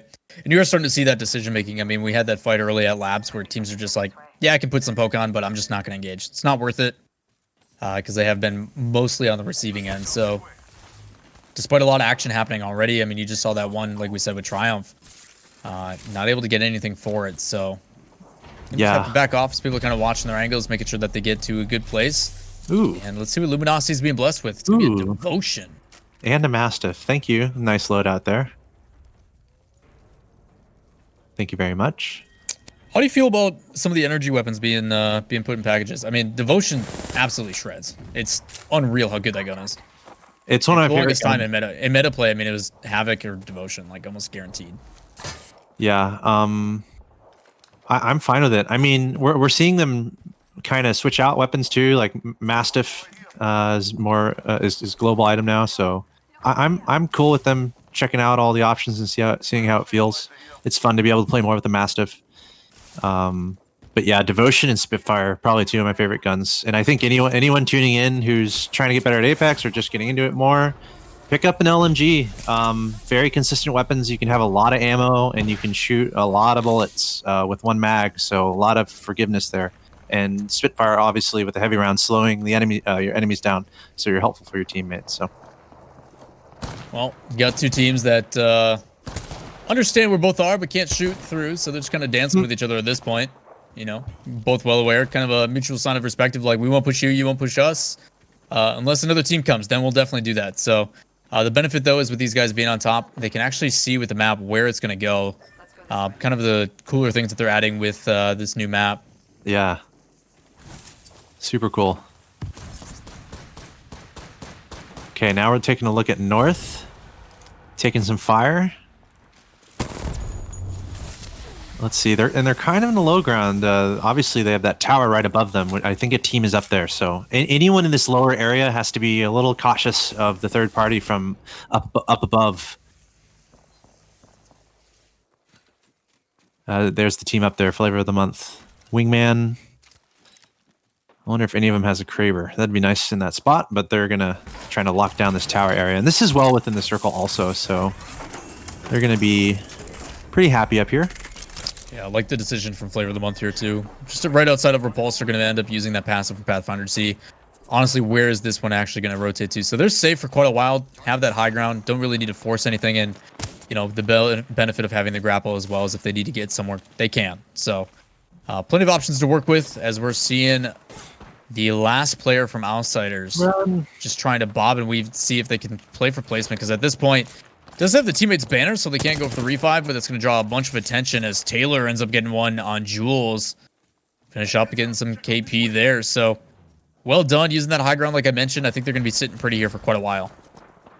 Still 20 squads left. Oh, right as I say that, 19 squads left. Looks like SJP finally taken out. North able to find that player, but a lot of teams still in action. Ooh, I love those little bullet points on the right that show you how many are alive per team. Cooler with only 1, Alliance with only 2, Outsiders with just 1. Otherwise, full teams all around. Trying to see PJ try to get involved in this one, but that portal right in the way is going to make it difficult. Luckily for them, Mastiff's pointed at it.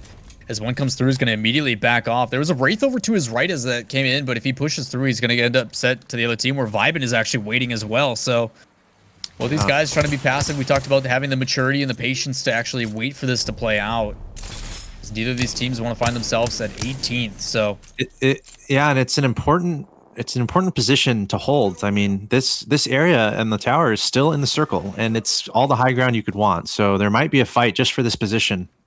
And I think there are 3 teams in the area. So Flavor of the Month trying to lock it down. Their loot isn't spectacular. I mean, they're still rocking blue. And honestly, not all their shields are up. So they might be waning on supplies. Well, as we take a look at Wraith player all alone. We're constantly scouting out the hiding spots for you guys at home who just want to have a nice relaxed game and find a nice hiding spot and probably get top 3. We're going to be keeping our eyes out for that. But still 19 squads around. It looks like water treatment is getting congested also with a quick look at that mini map. And these guys are going to have to move relatively soon. There's another hiding spot. Write it down. A lot of players are getting poked and punished by a lot of these teams with that high ground. So just trying to find spots where they can go for that placement. And some a bit more creative than others, and the difficulty too is if they get spotted, they're pretty much dead because they're going to be fighting 1v3. As one of these players with the arc does have a team right above him, gets spotted and dropped immediately. Nothing he can really do here, so just going to have to hold on, but it's not going to matter. I mean, you're looking at Cooler as well, who's sitting in this corner. At least they're in circle and will be for quite a while. But the difficulty is we saw Taylor up top try and actually take down Jules, so going to be all alone on this one. Just on the back end here, water treatment. It's a pretty good spot for Alliance, but a rough one on this. Also, he could do a little grapple around the corner and do some fancy movement from that spot too to get out, like fly over the water. So we'll see what he does. Alliance in the last game, they were the Ninja Pros. They got, I think they only had 1 player left, and they got 3rd or 4th or 3rd. I think they got 3rd. So yep. So they might try to do that again. Flavor of the Month still holding on to this high ground. By the way, shout out to our observers and the production crew doing a great job getting us some really cool angles and keeping an eye on these players that are hiding so we can take note of some of these spots. But Flavor of the Month, they like this spot on the high ground, still well within the circle, so still holding it down. But again, I mentioned the concern earlier. Their shields aren't fully up. They're only on blue. So if they encounter a team that's got the golden armor or an Evo shield, they might be in a little trouble, but they're going to try to hold this high ground for now. Well, the nice thing about having that high ground is even though they don't have the best shields compared to some of the others, is they do have the positioning. So it's going to be a hard time for a team to push in there. They were worried about their back end too, where a team had the ability to kind of put some poke damage down. As you've seen, poke here from Sir Dell drop some as they're getting charge rifled from across. Does end up leveling up that Evo, so might be able to heal it up, but being caught in between quite a few teams here is GSD just trying to find out if they're going to be able to get out of this one, as the circle is going to push everybody in. Does spot one but down below, but isn't going to matter. He's going to just try to take the redeploy out. There's a ton of teams watching them as they're trying to get out of this area. One of those being Flavor of the Month. And this is the whole reason they picked this position, is being able to tag and see if they can get some cleanup here. So a really good situation for Flavor of the Month. Just desperately trying to find themselves back in this week. They're low on ammo, though. It's kind of taking a look at that. So they don't want to be expending too many shots. Meanwhile, we have Flex Gang. They're the teams of the day so far. Wingman with no Skull Piercer here for the kid, but he's got that Evo shield running and not far at all from getting the red shields up. Just 98 damage, it looked like. Flex Gang in a nice spot in the circle as well. So they're going to be chilling. Still a lot of team. It's chaotic over there. Everyone trying to rotate in from the northeast. Not having a great time. Yeah, the benefit, though, to all those tracers coming out, people know where they're at, have the ability to put some damage. Ivan's just trying to put something on, not able to land really anything, but again, a lot of position to work with, not really having to force anything. And at this point, just trying to see for me if Flavor of the Month has ultimates available. So Taylor isn't going to have the portal available, so not going to be able to rotate that way. Curious to see if they have the Pathfinder grapple and see if they can do something with that. But a lot of these teams just kind of waiting on the outside. You do have Vibin down below as well. That could create a little bit of a problem for some of these teams. First, I thought I was going to do something fancy with the portal, but just doing a little circle, a dipsy doodle. They're going to have to decide if they want to go up. Of course, they would have to play face off against Flavor of the Month. Looks like we have another team that's kind of coming in from the north. They're trying to decide if they're going to stay low or go up north or go up to the high ground. I don't know about Vibin's spot here. I don't know if you want to be crunched into this. No, they're in a really rough spot. The fact that they're taking shots from across too, it's like they want to poke them to see if they, if they do apply damage, they might be able to push out. But I mean, all that information that's being given, I think Flavor of the Month is making the best rotation here, where they actually ended up going back over to where those teams were that they dropped earlier, the ones that they're kind of pressuring. They get a little bit more loot because a lot of teams at this point, especially Vibin down below them, just completely out of heals and everything. So take a little bit of that risk to play it over, and now they've got to deal with the rotation. So we'll see if it plays out for them. As GSD in the area as well, you're seeing Nask getting absolutely slugged, taking a ton of damage. Max was already dropped, so there's one. It's Sir Dell, the last one available, and he is not in a good spot. Super tough. They've been oppressed their entire journey through the northeast there. Every other team was kind of focused on that. There's no cover over there, so very hard to rotate in from that location. So GSD, they've been riddled with damage. Almost all I think all players but one down. Flavor of the Month, though, looks like they've moved obviously away from the circle, so they're running right into another team here. Two are dropped. Taylor, the only one alive, swinging over to Luminosity here. They're kind of in the open. It's got this building they're trying to secure. It looks like another team in there trying to lock it down. One man down. Two around the corner trying to take him out. It's got the flatline automatic, try to take those guys out, and they are going to be successful. Luminosity, any kills they can add are going to be great for them. They've been trying to make a pretty big move today. Well done. We went from 19 teams down to 14 in just a matter of seconds. So it's only going to get worse here. Flavor of the Month ended up going to back out completely, as Luminosity looks like they took that high ground, and that building on the other side of it is Na'Vi able to get down one with the Eva, and very low as shots coming out for Claws. Need to be careful as he's going to bop and weave, try to fall back to his teammate, but not a whole lot to work with. Going to need a bubble from Gibraltar, and it comes up, so need to be careful with the push, but also need to heal up at the same time. Going to use his teammate to get off that shield battery, so looks like Na'Vi is actually pretty healthy here, but need to be careful as they're going to have to push into another team. Yeah, this is crazy. Remember, all those teams were at water treatment, and they're all rotating in. Also, 10 squads left. We have, I believe, a few solo players that are still being sneaky ninjas. Na'Vi looking in a decent spot. They got the full gold armor, as we see. Speaking of the Double Thinks Observer. There's one of our sneaksters. Look at that. 5 teams only have one player right now. And I have a feeling we're about to get a shot of all the sneaky, the hide and seekers. I mean, at this point, these guys are just going to be sitting on the edge. I think Alliance, obviously, right now, Vave's getting the best spot closest to the circle, and is just going to sit there for as long as humanly possible. As a lot of these teams start to rotate in, getting picked off in the corner, you're going to see Na'Vi end up going super aggressive, shots on, trying to use that bubble to their advantage, but it's actually being counterintuitive for Claws, who just hasn't been able to get the secure. And the team looks like they are actually going to rotate out. Unfortunately for Claus, he steps on the thermite and he's going to get removed. Oh, this is nuts. A lot of stuff happening, obviously, in the top right. The kill feed is just, it's just rotating. Just so many things happening. Down to 4 squads left. The circle getting incredibly small. A revive going to try to happen here. Na'Vi in a pretty good spot. 3 squads left. If they can pull this off, that's going to be good, and it is. So getting 3 players back up. I don't know how many solos we have left. I'm hearing some shots. Okay, North has 1 guy left, 3 squads left, so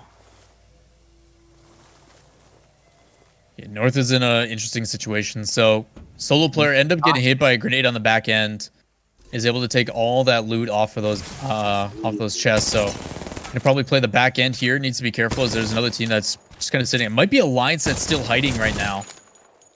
Well, it's Luminosity and Na'Vi. Those are pretty much the last two teams that have full squads. And then it's that player that we just saw. So North. It is North, man. Three big swingers at the end here.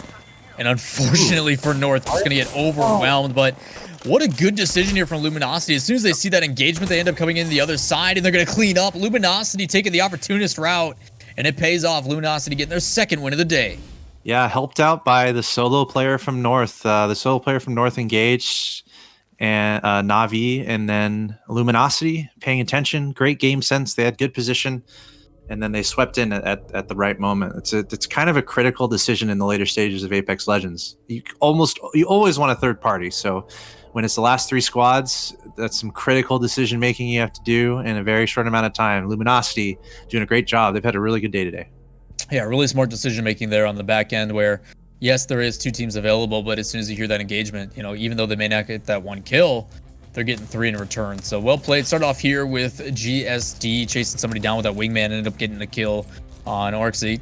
And unfortunate for them, we then jumped over to water treatment where we saw Triumph land a bunch of damage here, but wasn't able to get anything out of it. And then it was kind of just a melting pot of a couple skirmishes here and there with some of these solo players just being caught out and being the last ones remaining. But Luminosity really just started being aggressive with their pushes and overwhelming teams.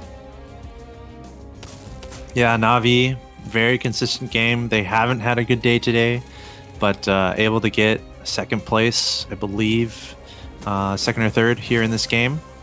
Watch them continue. Got that R99 going on here. Unfortunately, this is when the struggles started happening a little bit. They had a firefight where that's the grenade I thought was going to get North. Got the res up and Na'Vi into the top three, and then that's when North was taken out. But Luminosity comes in and cleans up the rest to take the victory. Yeah, you're talking about it, Na'Vi having a really good play on the top end. I think the Gibraltar was going for a finisher on a Watson possibly, and then ended up portaling out and using the iframes to come back in, and it ended up delaying that fight a little bit longer, and then is able to get the revive on the teammate after one of the teammates clutches it. So really good decision making by Na'Vi, able to kind of keep out of that, I would say it was like 7th, 8th area, and able to push themselves into top 3. So really well done. Ended up getting second place there. Still curious about what ended up happening with Alliance. There was a player that was just hiding in the boxes in a building on the very edge of the circle. Curious to see on how well they made it, but we'll have to check in on that one. So we're going to go to a quick break, guys. We're going to tally up the scores. When we come back, more GLL Masters Summer for the EMEA region. We've got our last match of the day, Game 6 on Kings Canyon. Don't go anywhere.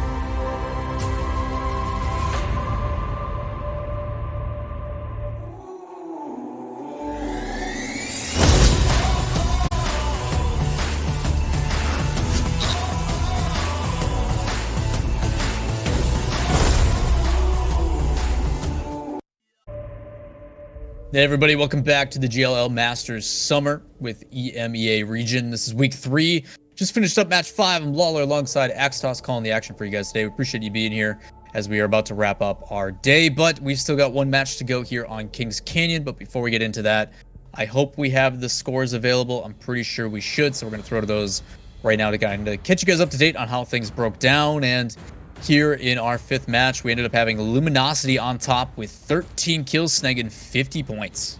Yeah, and Flex Gang still chugging along. Na'Vi was looking for some better things to happen, and it did. They had some really good things happen there. 11 kills overall from Na'Vi. Honestly, our top 3, top 4, 13 kills, 11, 9, 7. Really solid numbers from those guys. Adhoc having a slightly better game. They needed a better game after the way they started. And yeah, one more match to go here. Hey, looking on the other side, a team that's been pretty consistent all day finds themselves in 20th with SJP2. But despite that, even with a consistent record across the board, they do keep in 5th. On the other side of that, Adhoc, that victory or that, I guess, better performance, I guess the better 10 points is what they got, and it's enough to bump them out of the bottom 5. So again, going to come down to the wire. There's a lot of teams in that spot. I mean, you're looking at 16, 17, and 18, all at 24 points. So all it takes is one game, and someone like the Triumph or Finalized or Ad Hoc kind of having a rough one and swapping spots pretty quickly. So gonna have to pay attention a lot to them here in our last match of the day as we get into game number 6. It's going to be our third and final match on Kings Canyon. And other than Flex Gang, Axtos, because we've seen your bias come through pretty obviously, who do you have your eye on? I think Ad Hoc for sure, and Navi. Navi didn't open up so well today, but they've turned it around quite a bit. So let's see if they can take that momentum and try to get a win in this last game. I really like how Alliance has been playing too. If they haven't had a decent game, they've always been able to do pretty well in the overall standings with some sneakiness. So yeah. Yeah, I mean, you are still seeing like teams like Exorcism who haven't had the best placements today, but despite that, they're having the kills to back it. So finding themselves kind of in the middle of the pack, and it's a good way to balance it out, you know. And probably my favorite thing about some of these tournaments is when we do get into the last couple of games, teams like the Purge, the Dead Inside, the Flavor of the Month, they go aggressive. They recognize that, you know what, we may not have been doing as well for placement. It's not as reliable. So let's play really, really heavy. Yep. And still some movement can happen on this board. But I'm excited to get into the last game. I think we're moments away, Waller. Well, we're going to take a peek here. Luminosity's perspective, as we do always, jumping on with the winners of the previous game. They had a very solid match, but again, kind of the focus here in the last game, we're looking at the teams that are kind of in that in-between between getting promoted and demoted. As for Ad Hoc, they're right on the cusp of that, so trying to stay out of that. A couple teams that, you know, despite having those close point totals, are trying to increase their lead. But I'm looking at as well, like the kind of 4th place, 5th place spot. A lot of these guys are within a couple points too and can kind of bump themselves up and put themselves in a good position moving into week 4. But still got to wrap it up here with our last game of Kings Canyon, number 6 on the day. We appreciate you guys, like we said, joining us as we start to wrap up week number 3. But and there's early predictions, man. Well, there's more matches later today, right? Well, yeah, we got the Americas all left today, but yeah, so we got EMEA, we're wrapping up. We got Americas a little bit later today, ladies and gents. So if you feel like staying up to watch that, come and check that out. Full day of Apex Legends. It's pretty cool. As we take a look at the overall map. So yes, predictions. I would say for a win, I'm just gonna say Navi for fun. I can respect that. I think they've been doing a little bit better here on Kings Canyon. I actually really like North as well. I think North got cut in a really tough spot last game, but consistently have found themselves positioning pretty well. Someone that I like to kind of keep my eye on here, but as well as I think you have to keep your eye on Ad Hoc the whole time. They're a team that, like we said, is first overall in the leaderboards coming into today. They haven't had the best performance. Last game, a little bit more indicative of what they've been able to accomplish with like a top 10, but again, the fact that they've built this lead and that it could all go away, you know, if they drop down to that Bravo, it could be a tough situation. There has been a lot of teams as well that are trying to play in some events to kind of bounce back. I know when we get into Americas later today, 303, a team that just won a tournament with the guys in Vegas. I can't think of their name off the top of my head, but putting in the effort to make sure that they bounce back. So hopefully a couple of these guys here in EMEA are able to do just that within week 3. So going to be tough. Outsiders, another one that found themselves in a couple good positions, but just haven't been able to pick up kills. Had to play, I guess, peekaboo pretty much for the last game as they ran away and tried to survive. So going to be interesting to see how it plays out, if anybody's going to get aggressive to secure some kills, or if we're going to see that same kind of more passive approach and play for placement and get kills on the rotation. Yeah, and then might be confidence that has a lot to do with that. If you're more willing to take fights, have that confidence, and honestly, kills go a long way in this game. So if you can really have confidence in your team and in hitting good shots, you might be more willing to take some fights. Looks like we might have a fight incoming over by Labs. I see a couple teams over there that look like they're about to converge, but also the zone all the way on the south side of our map here. So we might have a lot of players quickly rotating to try to get to the bottom of this map. Well, another circle pretty close to water treatment on the south side. Not exactly in water, so the cover that people are used to with that high ground isn't going to actually be used. So a little bit more towards Repulsor in the places that we saw Flavor of the Month actually locked down pretty heavily last game. They had Vibenon below them before they made that rotation, but as I say, guess who's on top of Repulsor again? Just on the outside. I know. Yeah. Flavor of the month. They've got this. Their flavor of the day is this position on Kings Canyon, getting to this tower pretty quickly. That's where they spend all the last game, so they like it. And again, it's a similar circle to the last game, so. Just checking those angles, making sure that there's nobody coming. This is the same issue they had last time too, where there was this team on kind of that edge of Repulsor with that high ground where someone would grapple up. Kind of where you see the Watson fence already, so got to be a little bit careful. It's the benefit of being in a little bit closer, but at the same time susceptible to damage from the high ground, so. Got teams just trying to heal up their shields here. Using that Watson ultimate in a good spot. Over by the map. Kind of just playing it patient. Seems pretty common. I do like Cooler's situation, though. All purple shields across the board. And already finding a place to call home, it looks like. Yeah, these guys are pretty deep within the circle, so maybe some mutual respect being close to another team here. Saying, all right, let's chill for now. We're well in the circle. I don't think we need to fight yet. I wanted to comment earlier, I meant to say, just on how the format can be pretty unforgiving as far as Alpha and Bravo. Like one bad day, and you can find yourself down in the Bravo division. So, especially in regards to ad hoc, it's pretty important. In a pretty interesting format. We do say that, right? But I mean, you're looking at some of these teams today, right? That are getting only 40, 50 points, which is pretty good. And that's with double points involved. But yet, you look on the other side, and there's some teams in Bravo Division that are pulling 70-point games. So, you know, maybe you drop down and you farm that lobby. You know, if you're feeling really confident that day, it could completely change. So, there is still that capability, but I do agree. It is very punishing, and that's part of the reason is you got to show you can compete over 5 weeks as we're starting to see PJ apply a little bit of damage and a little bit of poke here with the charge rifle. Not able to connect with the big damage on the side, but still enough to make the players respect and back off. Yeah, it looks like only one squad down so far. There was first blood, and it looks like... Fortunate for XJ again, that's 2 in a row. Huh. Poor guys. Looks like the circle's closing, so we might have a bit more action incoming here as all these teams are rotating towards the south side of this map, and this might look familiar. It's kind of what we saw in the last game. Flavor of the month, top of the tower, holding this high ground.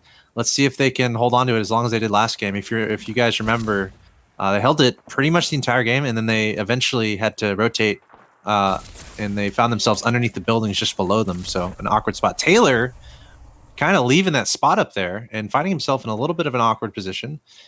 Got some classic spots being utilized by a couple of our players. Yeah, I'm just assuming that these players are already in a rough spot. Alliance has done this plenty of times before. They might actually just be in the middle of traffic. Yeah, there's a bunch of teams. I mean, you have Flavor of the Month fighting just over to their west. So at this point, just kind of playing safe, have a good spot in the area. But again, placement isn't going to be what gets you the victory. As much as I enjoy the fact that they're trying to just get to that final day, that playstyle will not win you tournaments. It just won't do it. So until they prove me wrong, I'm going to stick to that opinion. So going to be a tough situation for them as they're not going to be able to get any kill points because kill points will greatly outweigh some of that placement. I think it's definitely not ideal for them. I think unfortunately, they've just lost a player or two in each of these games, and they're like, okay, I guess we'll just try to be sneaky. So they probably don't prefer it. And look at these guys jumping around inside that building. But sometimes games just don't go your way, and you have to adapt. Yeah, you are starting to see, I think, the big change too. I mean, we saw that SJP2, you know, pretty consistent games throughout, but it looks like teams are starting to play a little bit more aggressive. And they got challenged very early on. That's 2 games in a row now that they dropped in 20th. So finding themselves in a tough spot as we've got some bush Wookiees. If you want to call it a bush, it's more of a tree. But just kind of hanging out. Yep. Just enjoying the weather. Getting some sun. Not a whole lot going on for these guys as A war is ensuing around them. So Imagine taking if you the had just one pacifist approach, man. zombie. Okay. No, Uh, I'm done. Production. I'm not gonna be here when the cameras come back. I'm gonna be somewhere else, just brooding about how I'm upset about the zombie thing. 19 squads left. Some nice high ground up there. So we got a Wraith player being a little sneaky. Every position is pretty important, so it's a balancing act. What fights do you want to take, and how patient do you want to be? Still got a minute 40 seconds, so plenty of time. Looks like finalized. Just they're going to be the ones on the edge of the circle, rotating in at the last opportunity possible. Flex gang. Looks like they got this high ground in a nice spot. I don't see anyone engaging them anytime soon. Yeah, we're just chilling right now, man. Everyone's kind of found a spot that they like, and there's not really a lot of pressure to move right now. Right. So until this next circle comes in, everyone's just kind of looking around. And what's really important is your communication with your team and identifying where other teams are.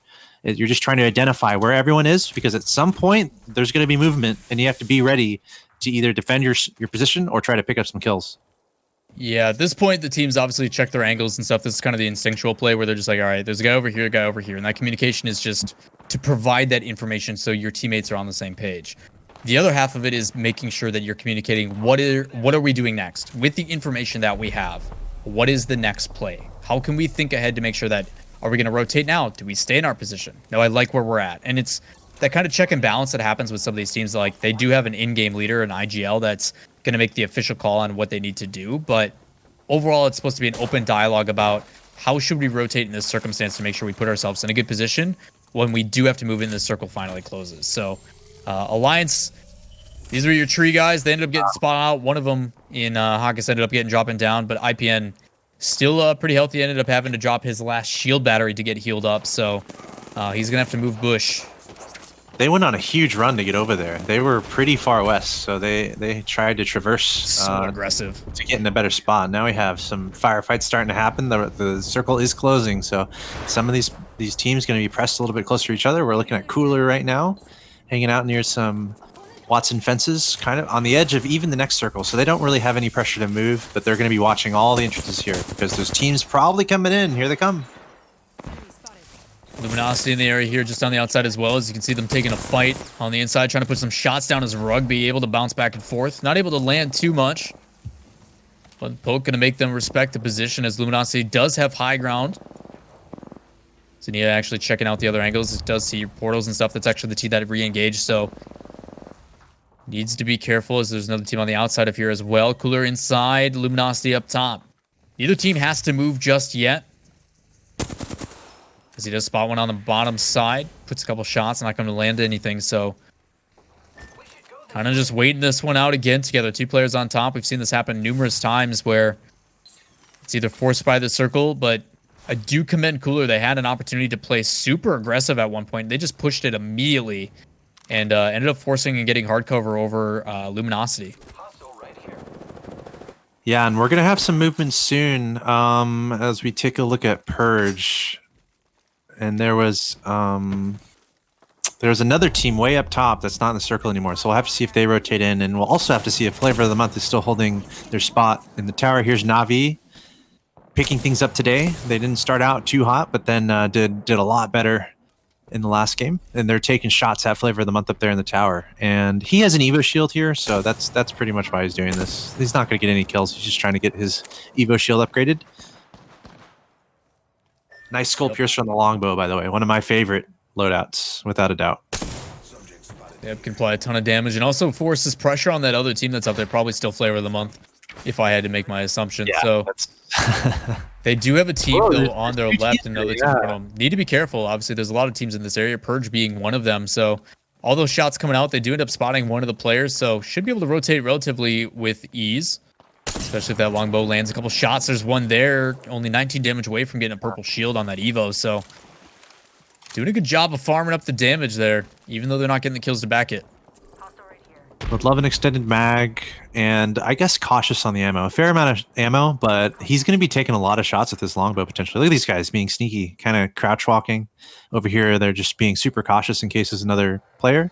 Someone marked it, so maybe they did see an enemy there. And it looks like they did, going around the corner trying to take some shots. Sneakiness now turning into a full-out pursuit. Pretty nice spot on the high ground, but remember, they have to run towards the circle. 8 seconds left before that zone moves in. There's an ult coming down.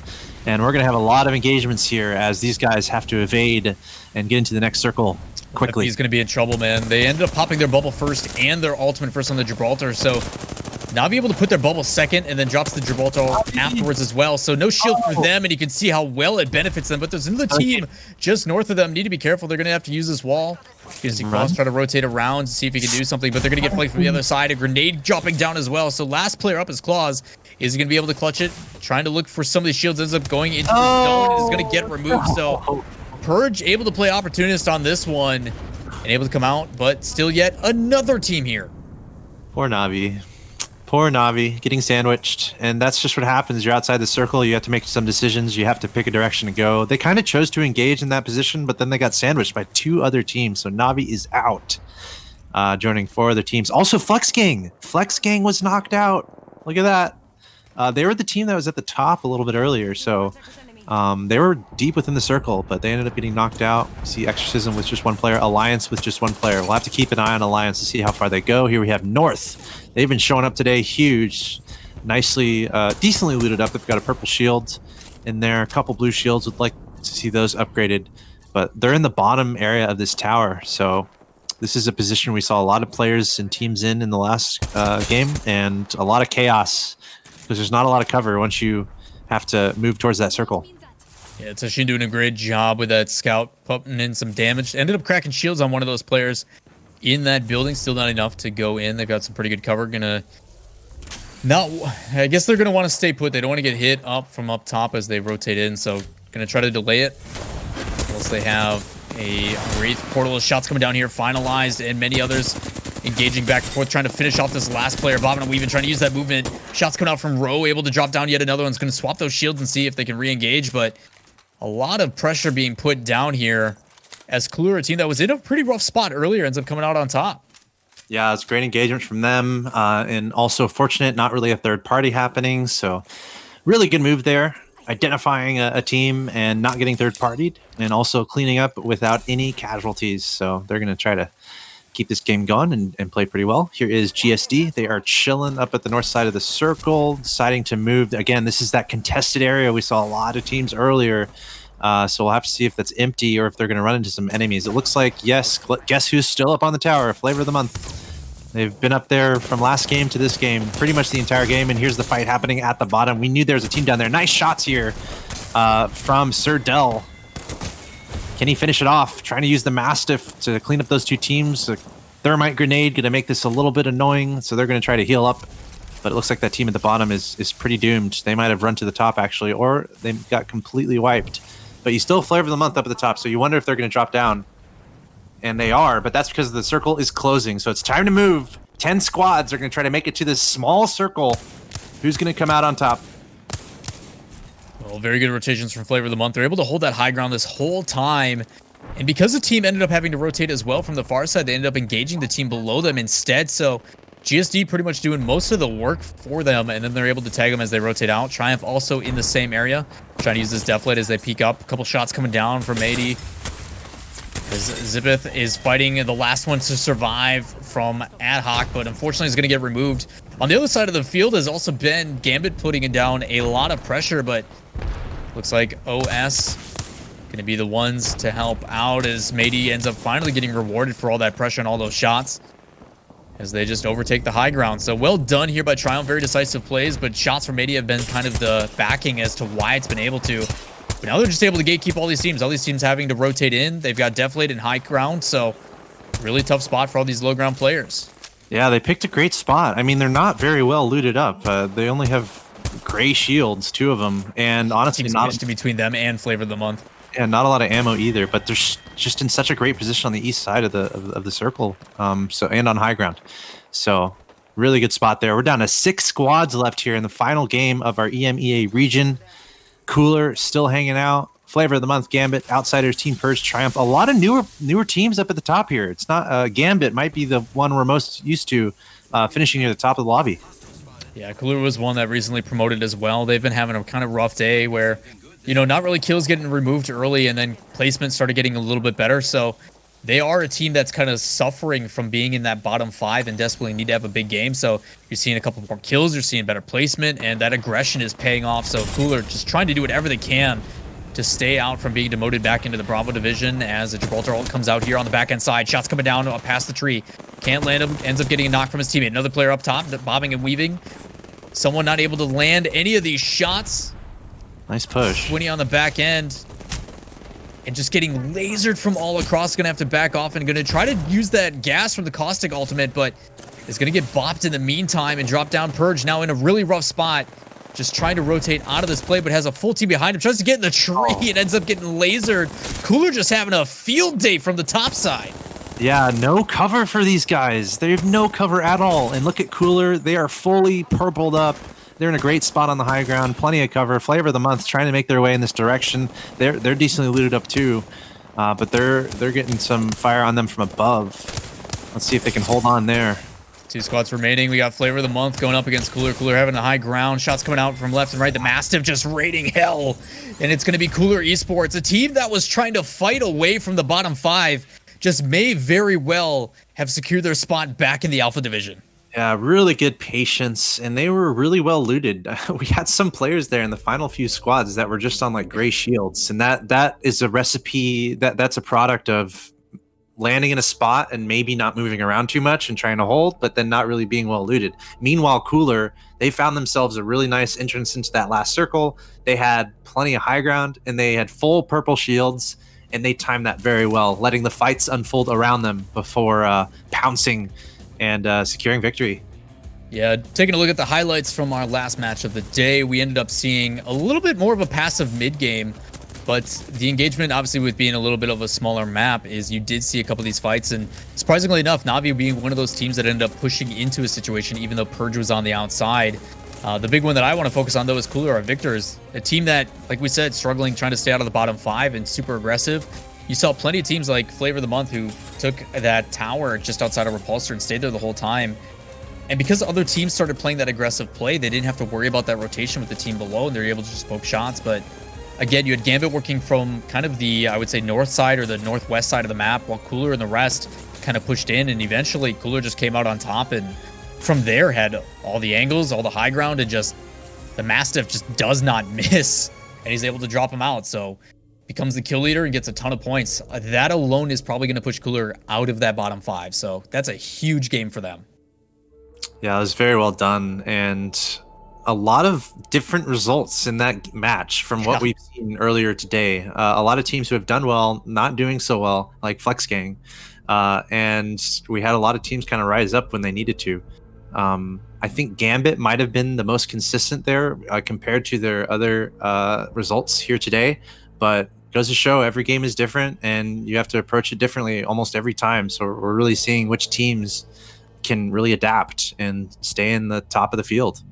Yeah, it's really tough. I mean, not only is it a 6-game match each week, but there's 5 weeks of those matches. So to stay at the top week in and week out is not an easy thing over the course of about a month and a half. So all these guys coming out to compete today, 6 matches to go. We've got some highlights to take a look at here in just a bit of how the kind of day played out towards the tail end here as we look at Kings Canyon.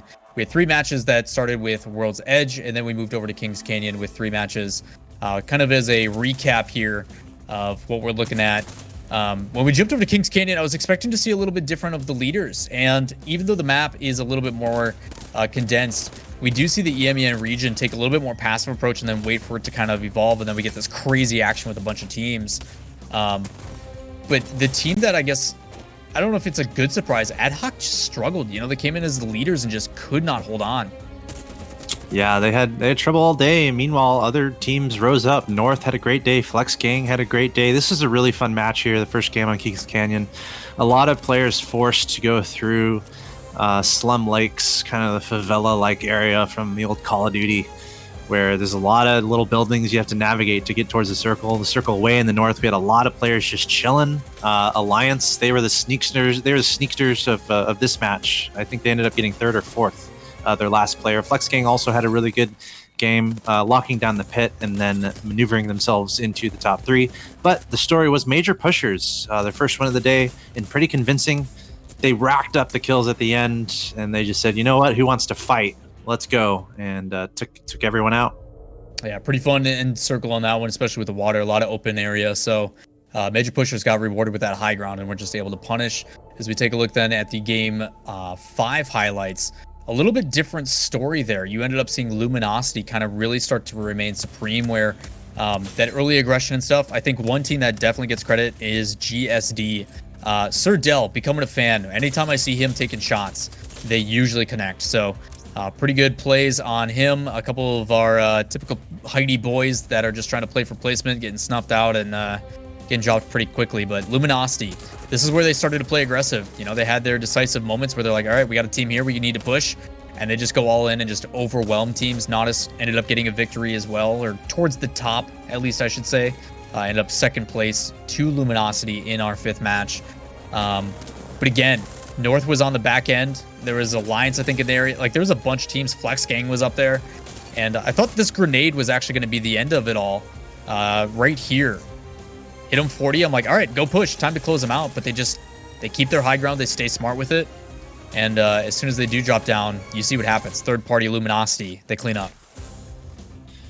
Yeah, just the tactics at the end of these games is really fun to watch unfold. I mean, it's such a narrow amount of time to make these decisions, and there's a lot of different circumstances that can happen at the end of these games. So we're seeing some really cool strategies from a lot of these teams that are outlasting. Like, so important. Just going from the top 5 to number 1 is one of the hardest things to do, but we're seeing some teams pull it off really nicely. And last but not least, kind of as a final recap of game 6, as we just saw kind of wrap up, that one I think was a little bit more telling, even though the game itself felt pretty similar. We had a lot of similar spots because of where the circle was. Flavor of the Month, obviously up top, just outside Repulsor in the tower. Alliance getting knocked out pretty early, having to go hide in some bushes and some trees. And I think this is probably the best fight I got to see, is the fact that you saw the difference, I think, in contrast between some of the more experienced teams. And Na'Vi, the capabilities to realize, okay, they put down their bubble first. They also threw the Gibraltar ultimate. That means if we put down ours second and we just hold on to ours, we're going to win this engagement. The difficulty, though, is Purge was sitting nearby and ended up cleaning up Hop. Yeah, another crazy game all the way to the end. Very similar circle to the last game. The story was cooler, really coming through, finding a nice position on the high ground, all purpled up, plenty of ammo, really nice weapons. 1 + 1 = 2, and they were able to just look at this. It's just they're cleaning up everyone coming in from that zone, and they get a nice victory, and that's got to feel great at the end of the day. So now we get to see who's going to move down to the Bravo division. And of course, I believe we're more than halfway through the competition itself. So we're getting closer and closer to those finals. Yep, we've literally hit the halfway point for our kind of weekly league play. We've got Americas later today, but before we do that, obviously we got to check out the scores and see how those are going up. So all that stuff's being tallied behind the scenes before we can kind of give you guys who's going into Bravo, who's staying in Alpha, how the results are for today. But I honestly believe Cooler had a fantastic game. That may be enough. I mean, you're talking the amount of kills that they had off the back end would have been at least, I think, 7 or 8. So we're going to take a look at the scoreboard and kind of see how things played out. Cooler on this last game, 54 points. That is a huge swing for their favor. Yeah, look at that. 15 kills. I mean, they just found such a great spot in the circle. They were able to handle some early engagements with other teams that were in the same area. And then they were just watching these other teams come in like they're zombies or something and just mowing them down as they're coming into the zone. So really nice play from Cooler Esports. And honestly, just having a game like that can give your team a lot of confidence because there's no reason that they can't do that again. And that's the mentality they're going to have going into the next time they play. Yeah, the other side of that too, I mean, you're looking at Flex Gang and some of the other teams that are towards the top getting dropped down early. So even though they were taking the lead for today, you may start to see those standings switch a little bit, especially for teams like Gambit, who have been consistent throughout the day. Same thing with Major Pushers, who have been towards the top.